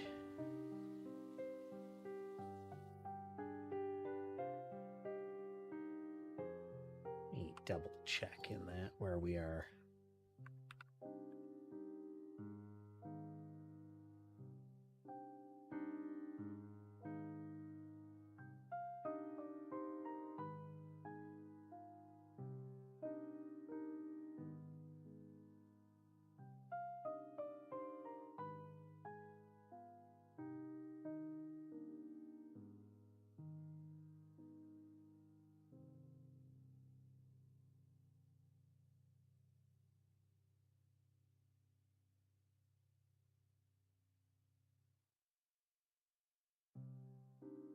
Get that. So now we have color values.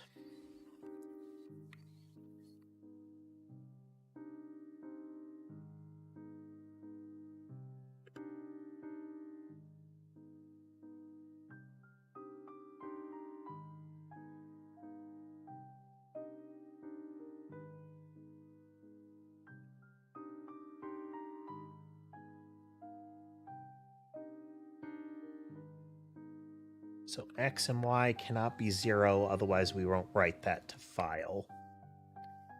Let's run that again just to be sure. Close this up.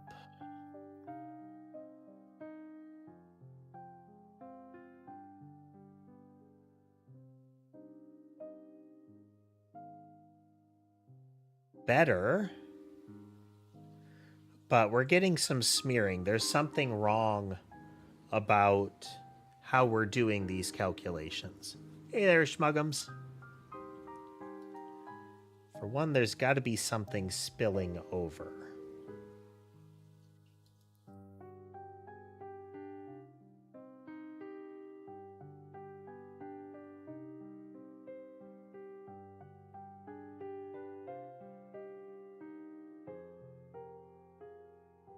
Hey. Hey. I wouldn't say we're winning, Schmuggums. We are kind of floundering at the moment.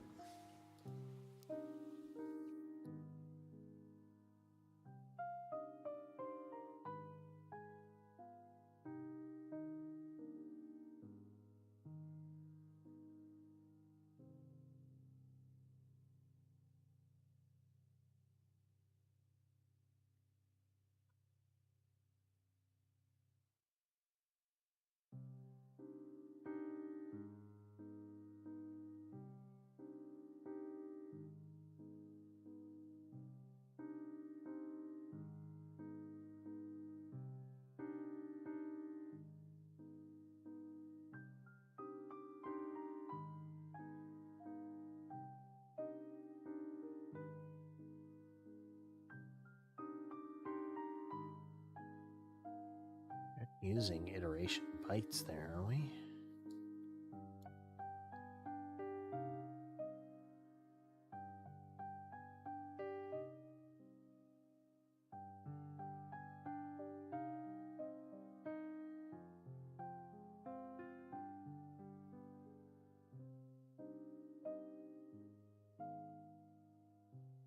Yeah, we're never updating iterations. Well, why are we touching iteration values here?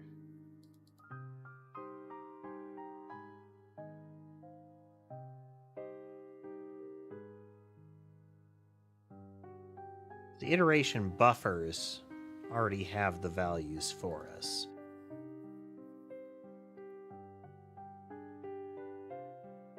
Yeah. We create those at the start. So we're going through the iterations properly. It's just weird that it's smearing the values down.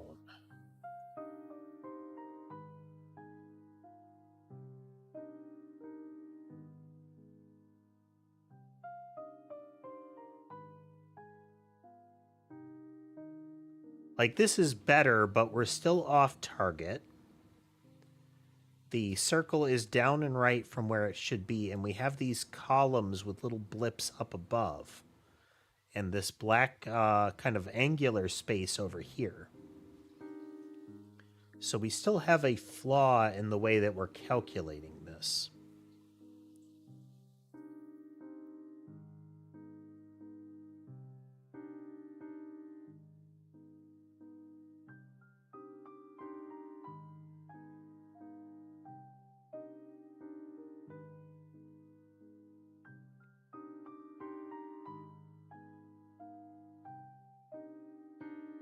We get in here, we have our width and height.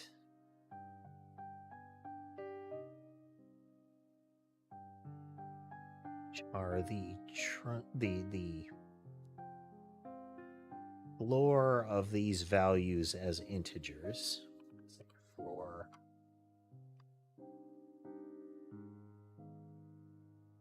We are rounding down.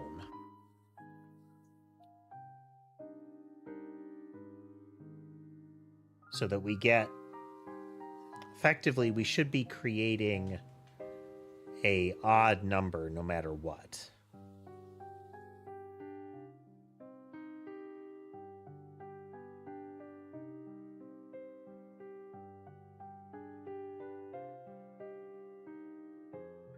The Alt tab away a couple of times forces the refocusing of Godot, which will trigger the recompile. It has to be compiled there for any of the changes to take effect.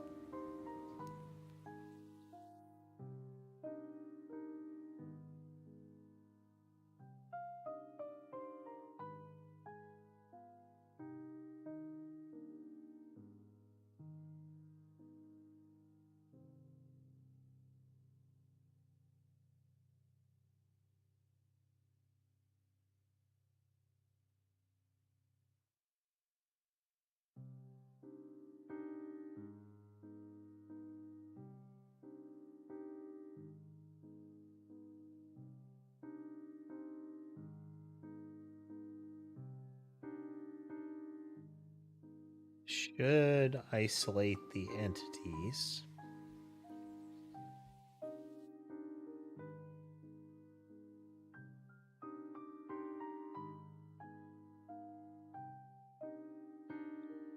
Run it again. I want to check here.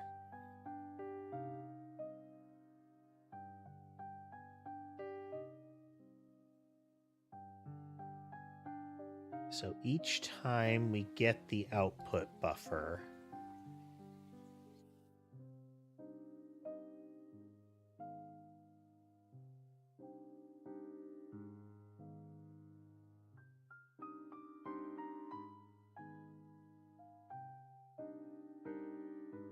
here, I want to check, because every time we get to here,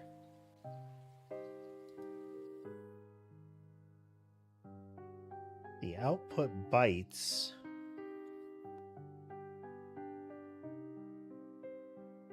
should be cleared.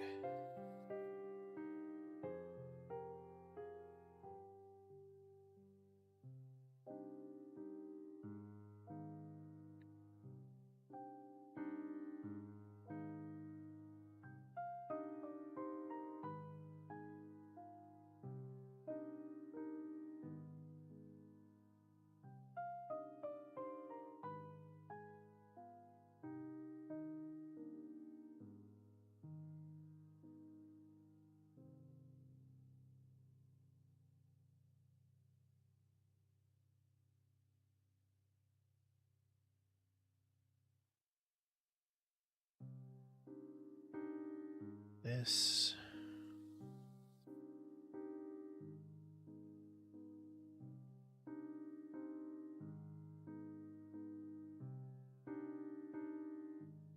So these should be able to be populated.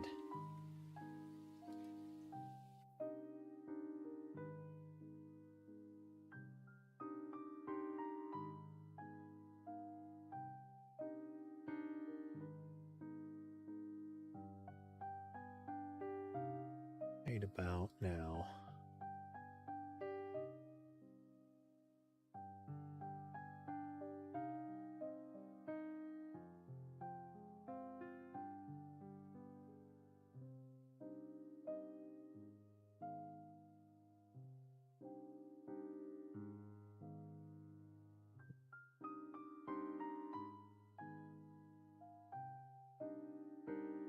right here. So this and output bytes.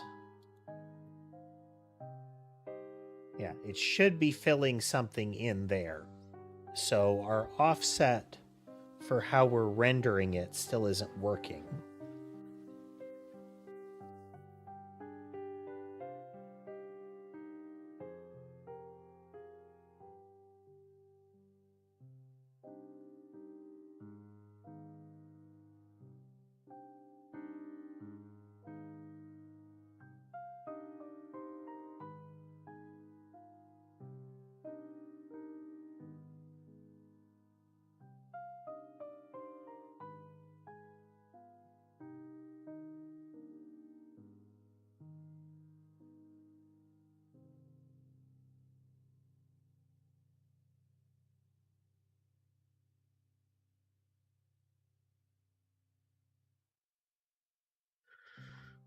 Getting for output though.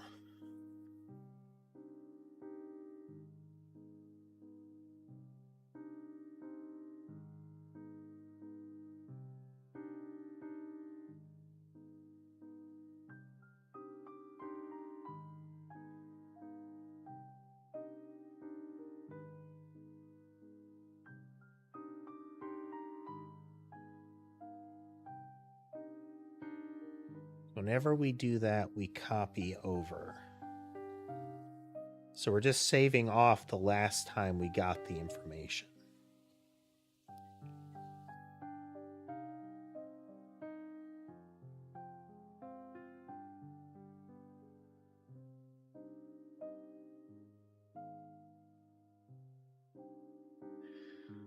So we keep a reference to it, but there's nothing that stops it from having some idiosyncrasy to this.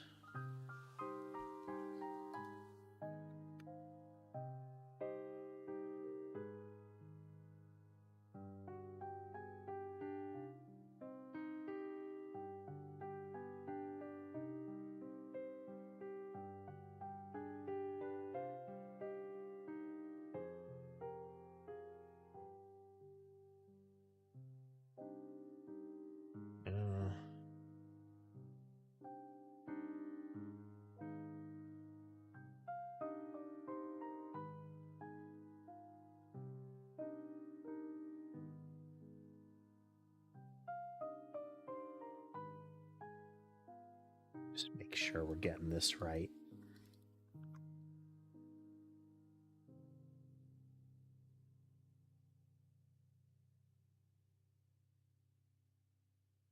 Don't really want array.copy. We want a duplication of this.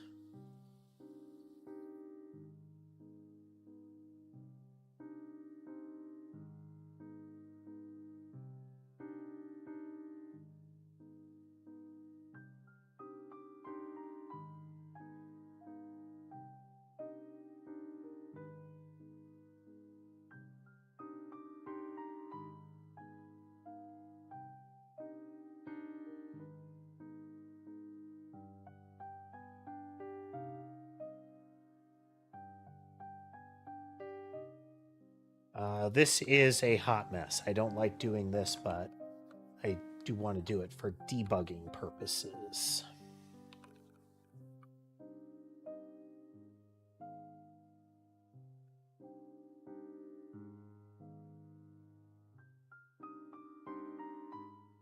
This will wildly fragment memory.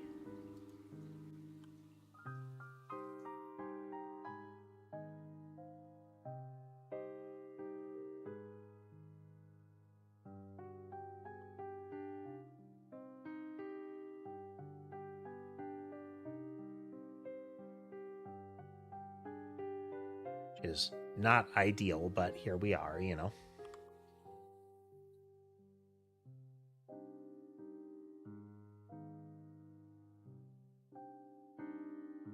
Same result. Okay, that's not the problem then.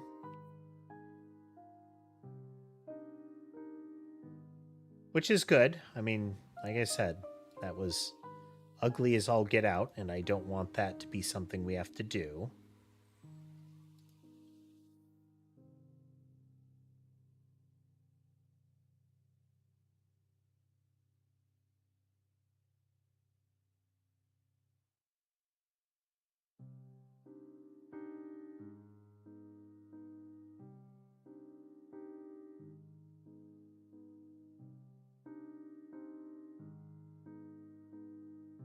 I revert from here?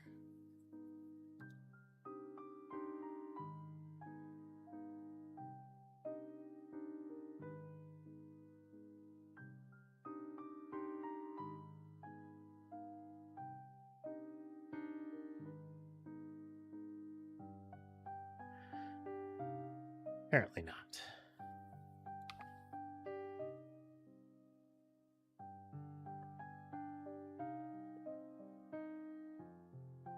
What we're ending up doing here is saying we have, we are storing the result of this. We are putting an address in data that represents the array that this is giving us back. Then we're saying, oh, I'm also going to store that off for effectively debugging purposes. So this is entirely just address space. So we're still off by at least a little bit.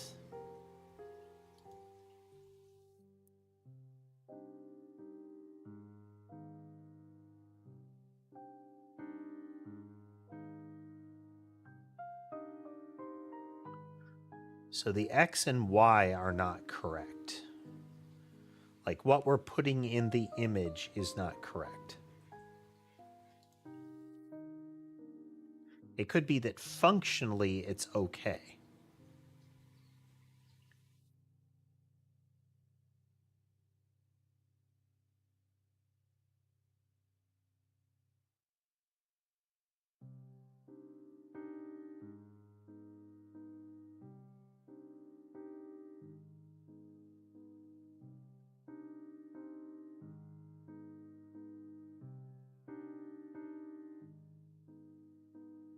Feels like we're doing this somehow wrong, but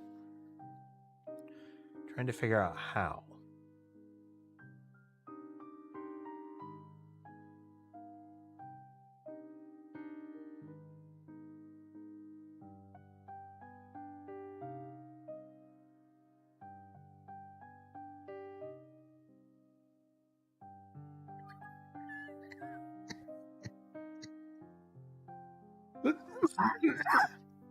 Oh, excuse me.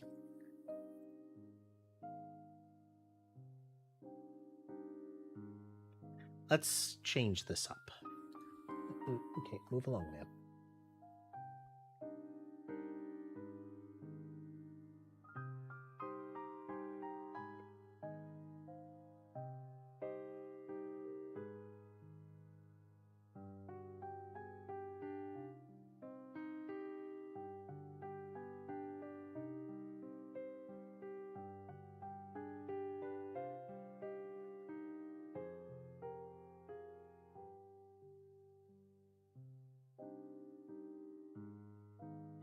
X is equal to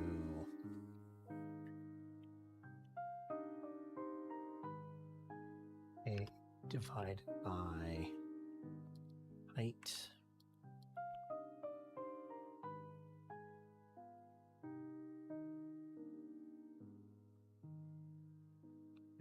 is equal to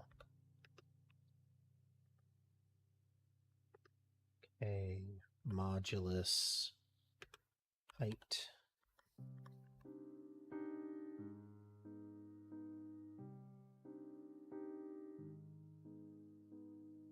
You're being a nuisance, ma'am. You are. Ember is being squirmy.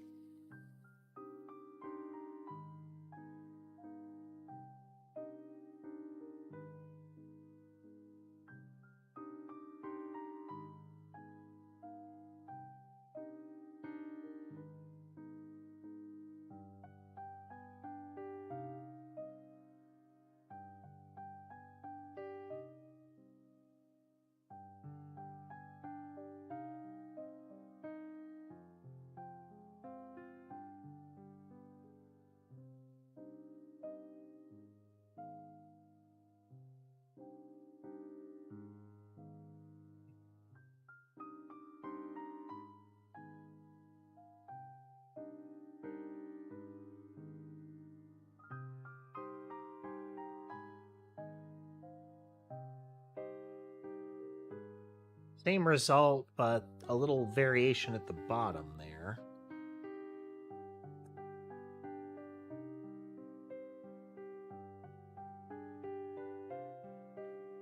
It's x times height plus y.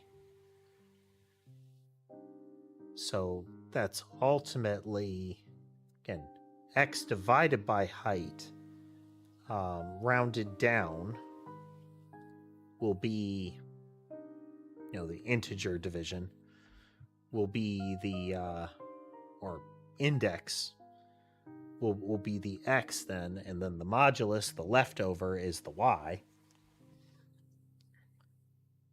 But it seems like we are off kilter by now a portion of the height.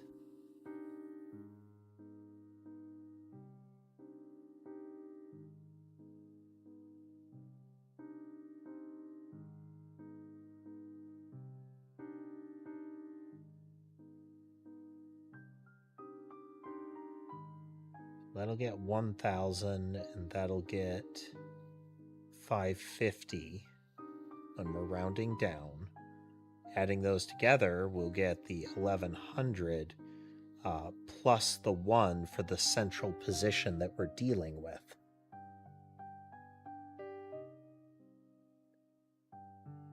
Is it?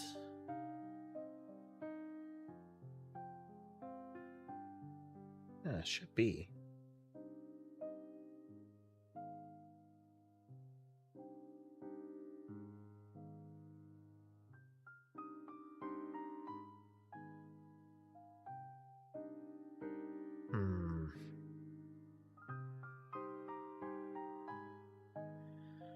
Ugh.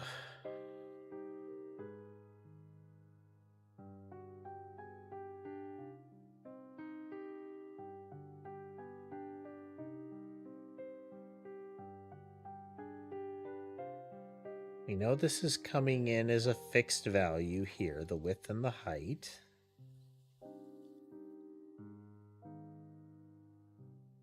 We setting it wrong? Width and height.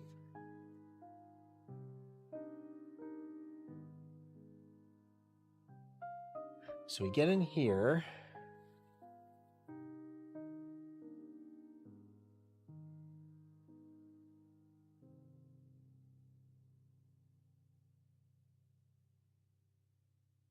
Area primes data width, area primes data height.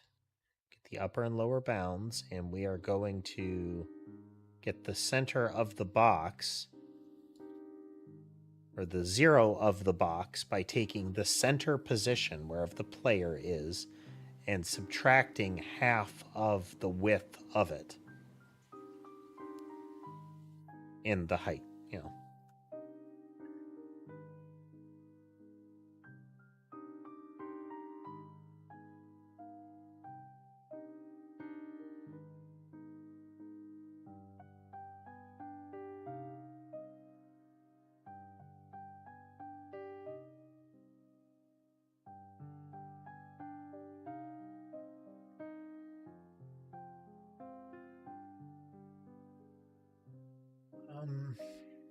Then we're going to do box 0 dot x. It has to be at least that. Just like this is box 0 dot y for the left boundary, or the top boundary. This is box 0 dot x.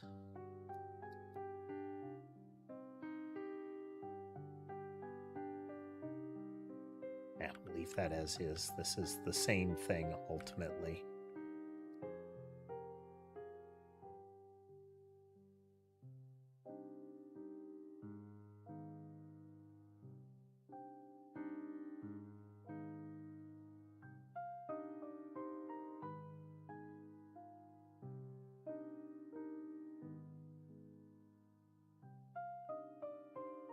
We get any errors on the Godot side? Maybe there's something fiddly happening. No. It's running really slow because we're actually doing this processing.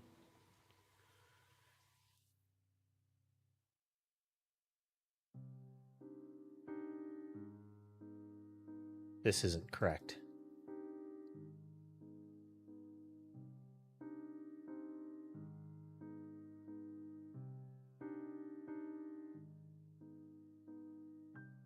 It's not the width upper bound. It's the same thing here.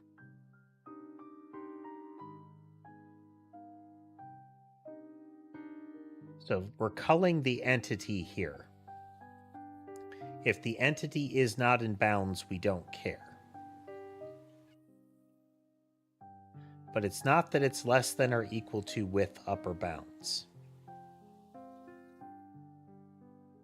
for this marker.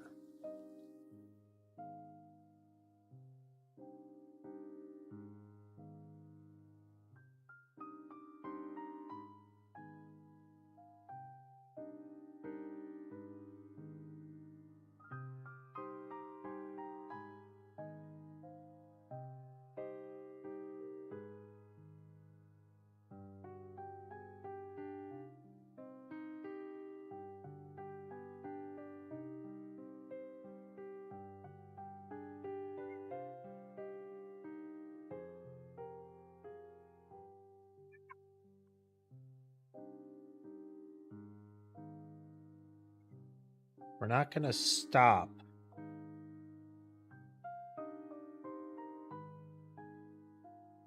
until it hits upper bounds, since we're iterating left to right, top to bottom.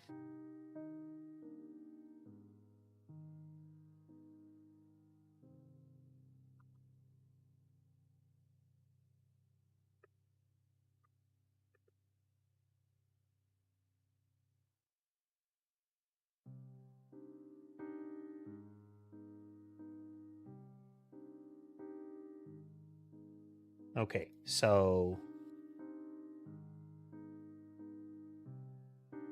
and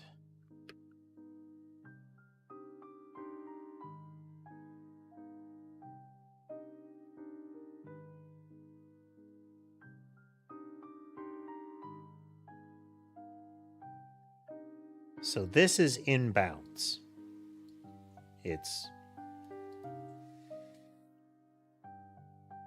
We're going to want to be able to do an inbounds check each time,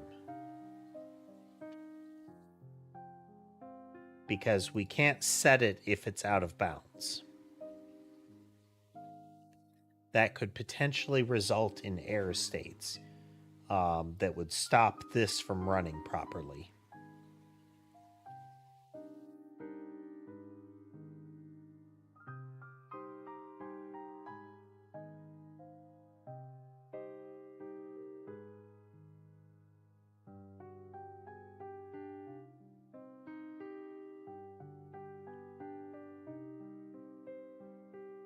Because we could just iterate I to J.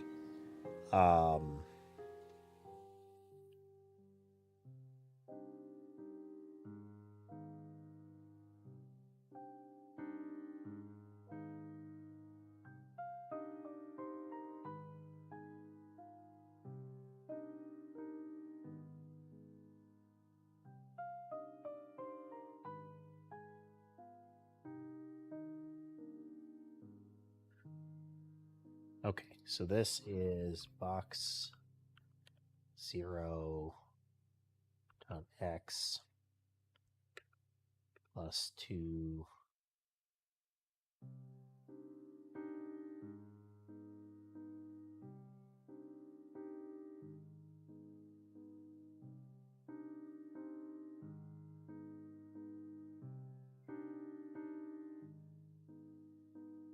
Nope.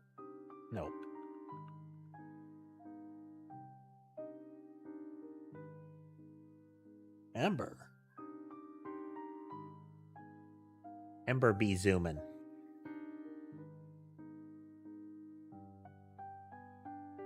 Amber be zooming.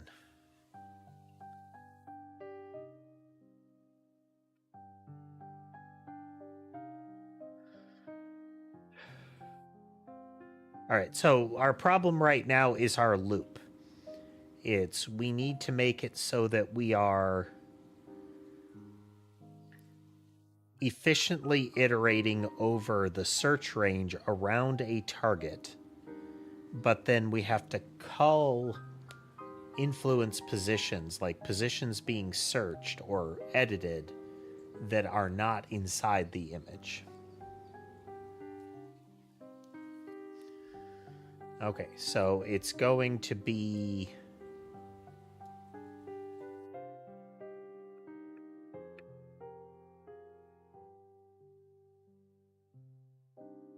our influence range, area params .data.influence range.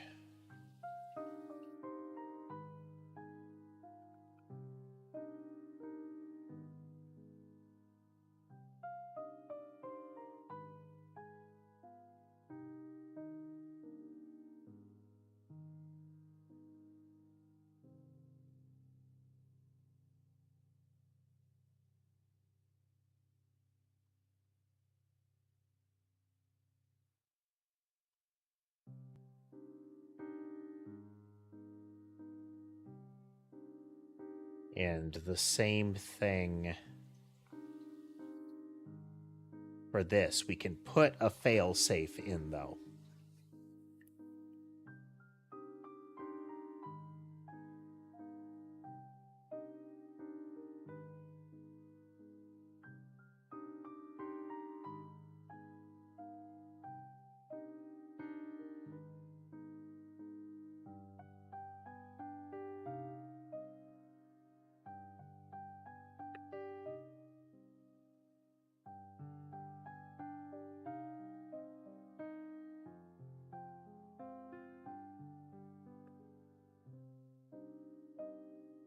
Integer.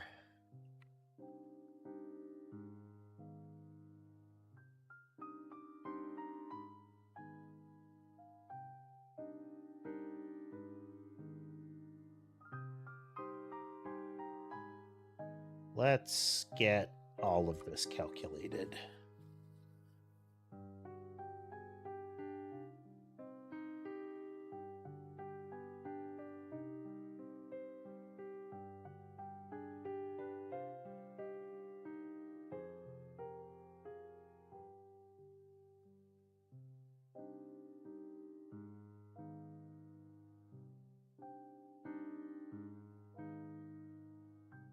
Right.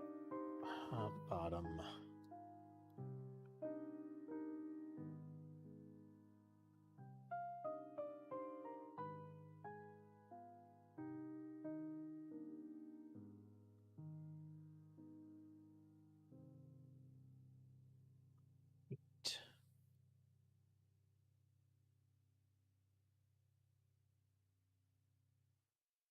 Okay, so now we have our boundaries around center.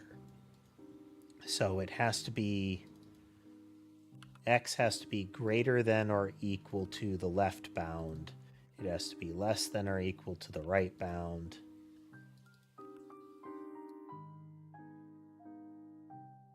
Top. This was wrong.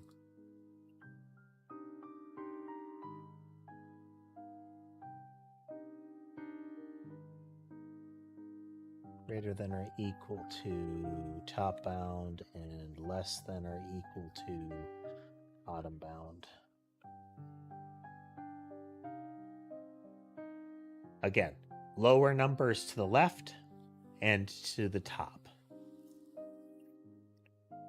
Okay, so we're within range. We're iterating over to I, the influenced x.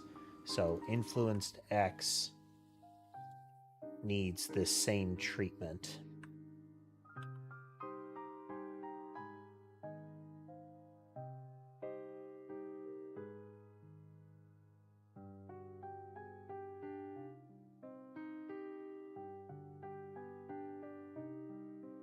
Oh, no, that's not right.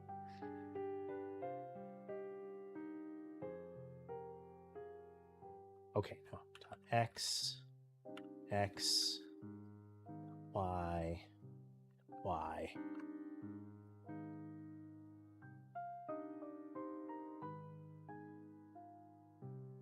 Okay.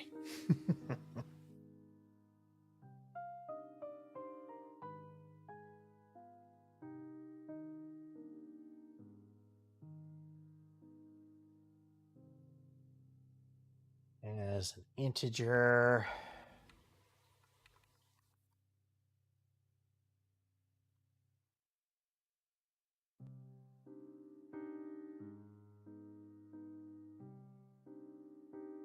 You have to be very explicit with this.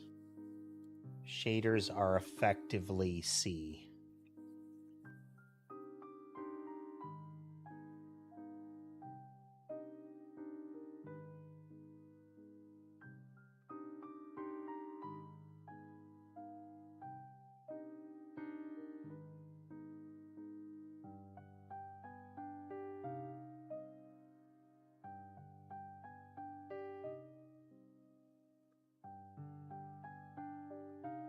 Right bound,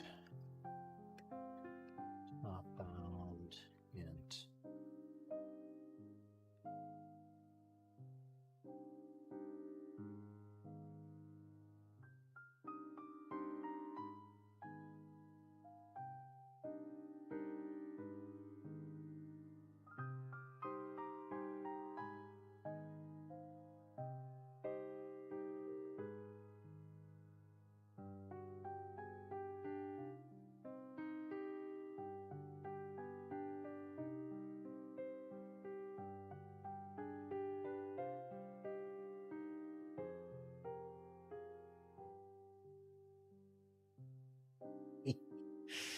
Oh, dear, dear.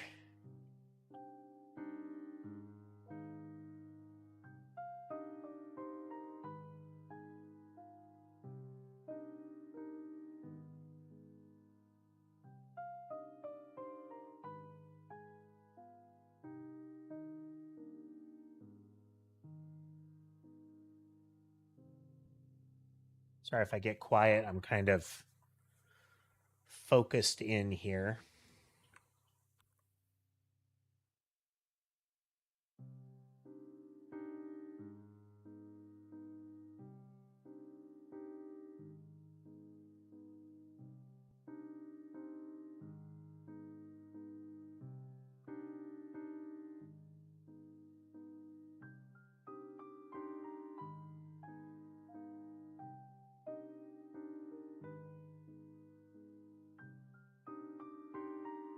A4.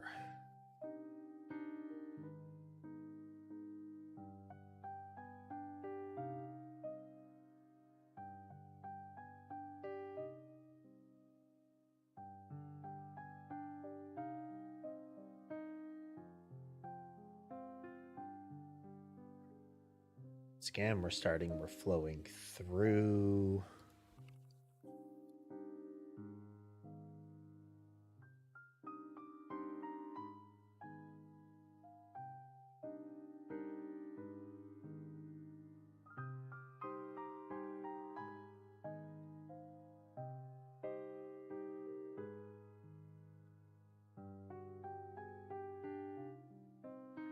Okay, we create a vector 2 of this. We don't need the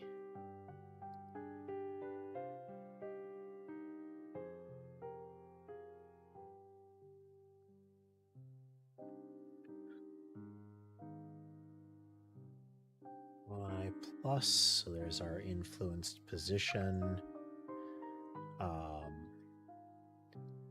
If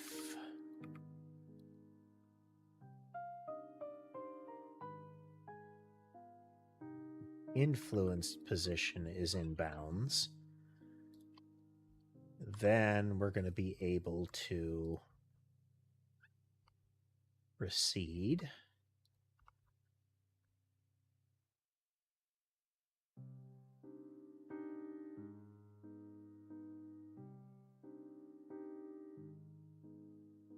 Increase our legibility a bit here.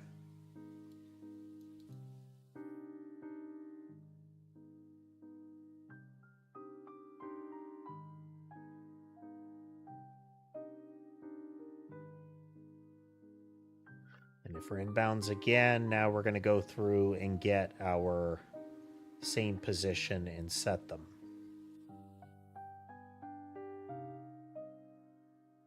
Built, and we're going to go over here. We have an error in our code. 54.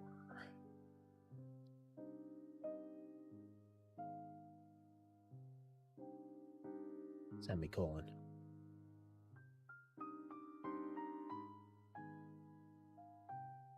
No, 03.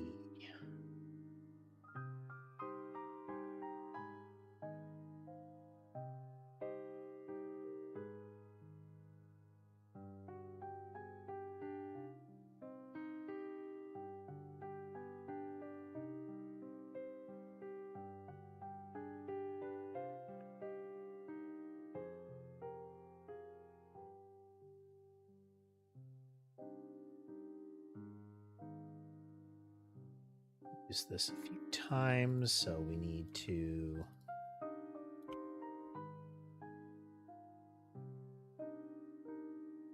six.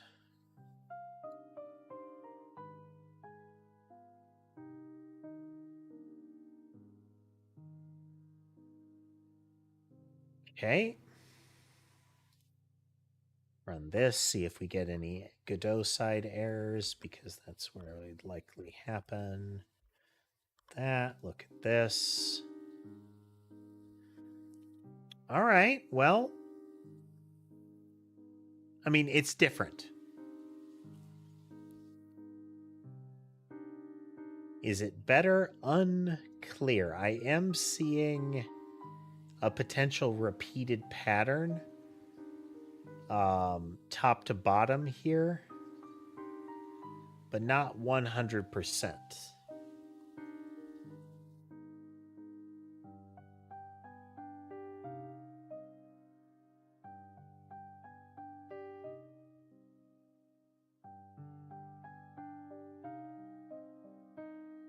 So, like, this spot right here would be where a blob is. The center of this shape. These little white spots. Now, they're going to be mutually influenced by other ones around them. But if there is an entity here, it's saying, this is a spot where you're not being pushed away. And then the subsequent areas are being pushed out of this range.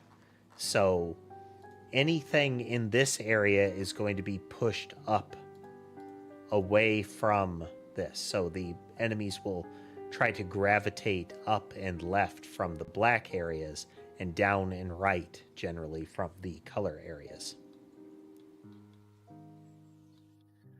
But we're clearly getting some idiosyncrasies going on here. But this is better than the weird circle with, like, what is being rendered in here is more correct. It is still quite wrong, but it's less wrong.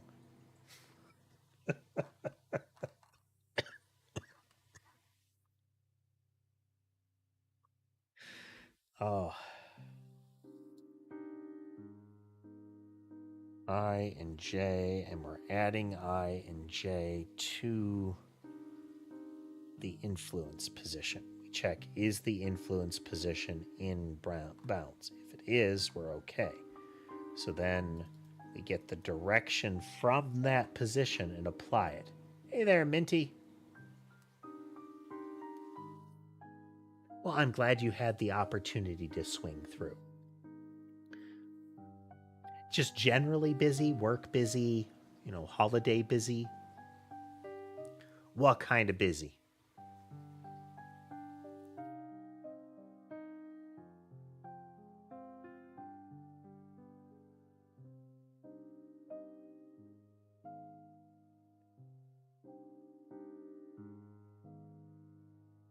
General busy. Okay.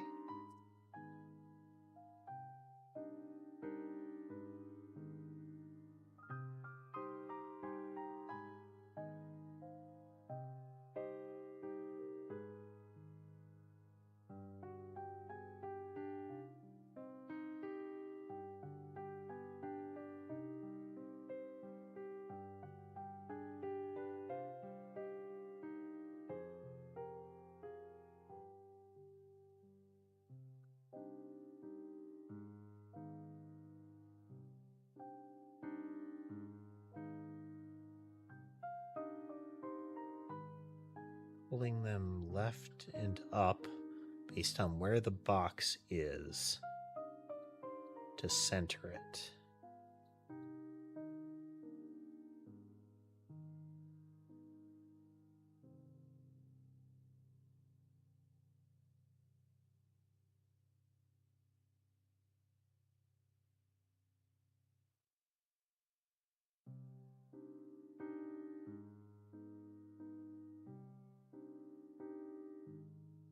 Then we are...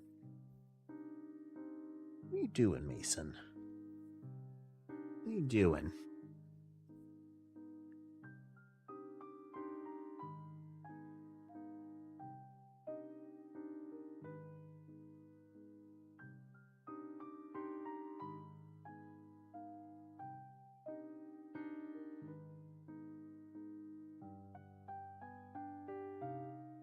That's why that is the position we put it in.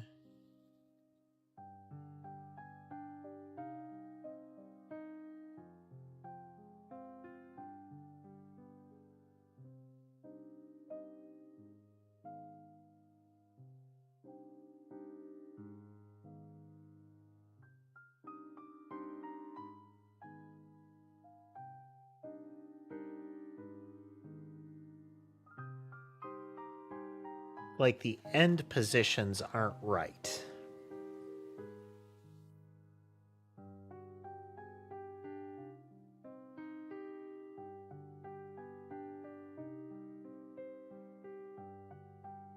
Let's try going back to the original one where we iterate over the whole image.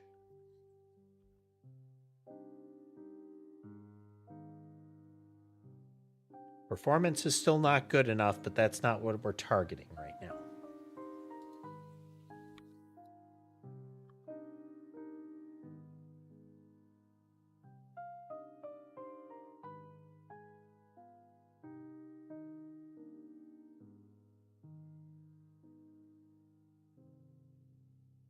Performance is way better than it should be. Something's not right.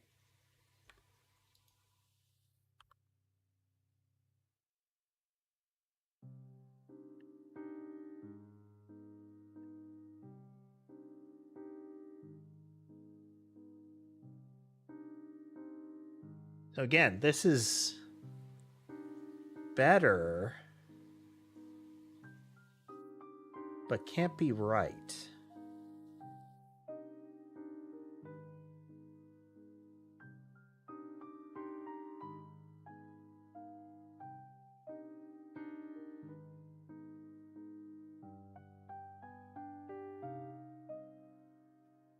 Let's let it run for a little longer.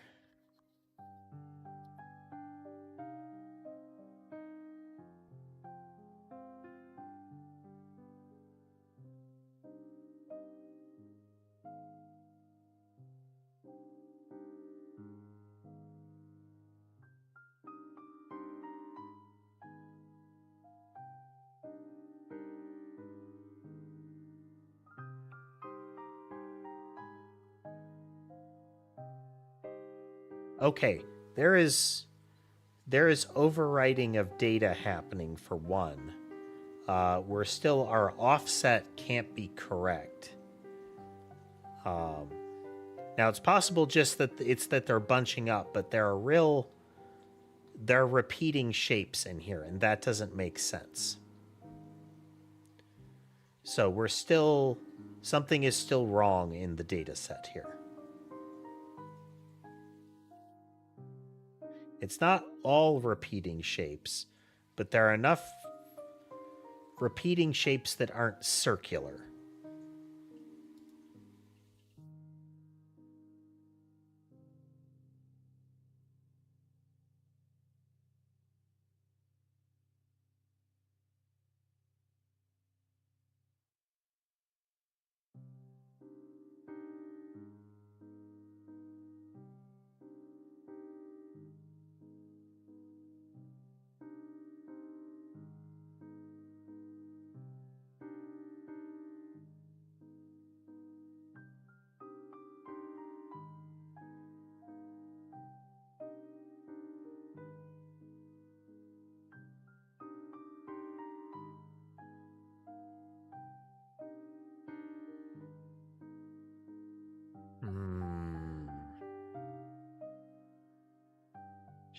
things here.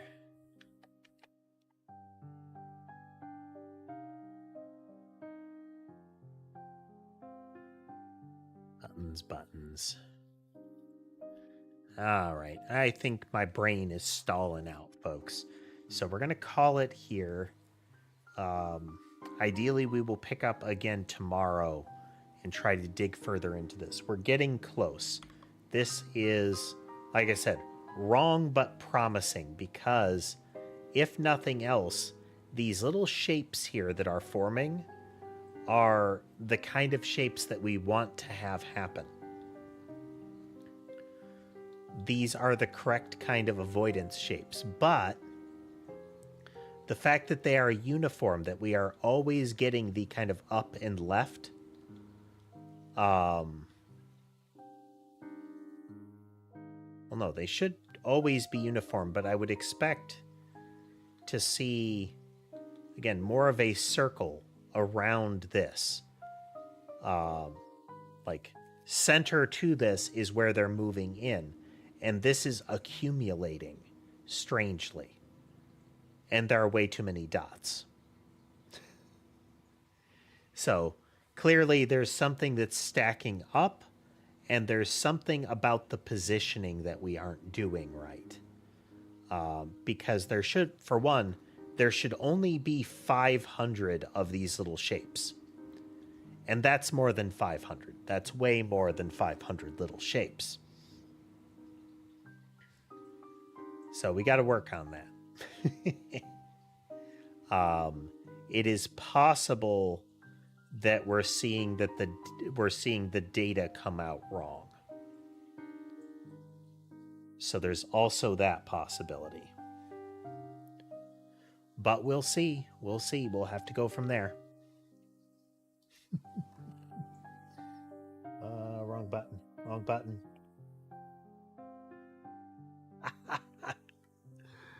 Oh, all right, folks. I hope you had a good time with us tonight. If you like what you saw and would like to see more, remember to like, follow, subscribe, comment. All those buttons are good for the channel, so I'd appreciate it if you press them. Like I said, ideally we will be back tomorrow with some more coding. Failing that, we'll have a game stream. I haven't decided whether we're going to do an AABB kind of rotation or an ABAB rotation. Either way, I do want to get some games in there to make sure that we're not burning the candle at both ends as far as the coding is concerned or the gaming. We need to make sure that we're getting development progress and that we're not, hyper fixating on one game or the other. But again, folks, I hope you had a good time today, and I hope the rest of your day is good. I'll see you next time.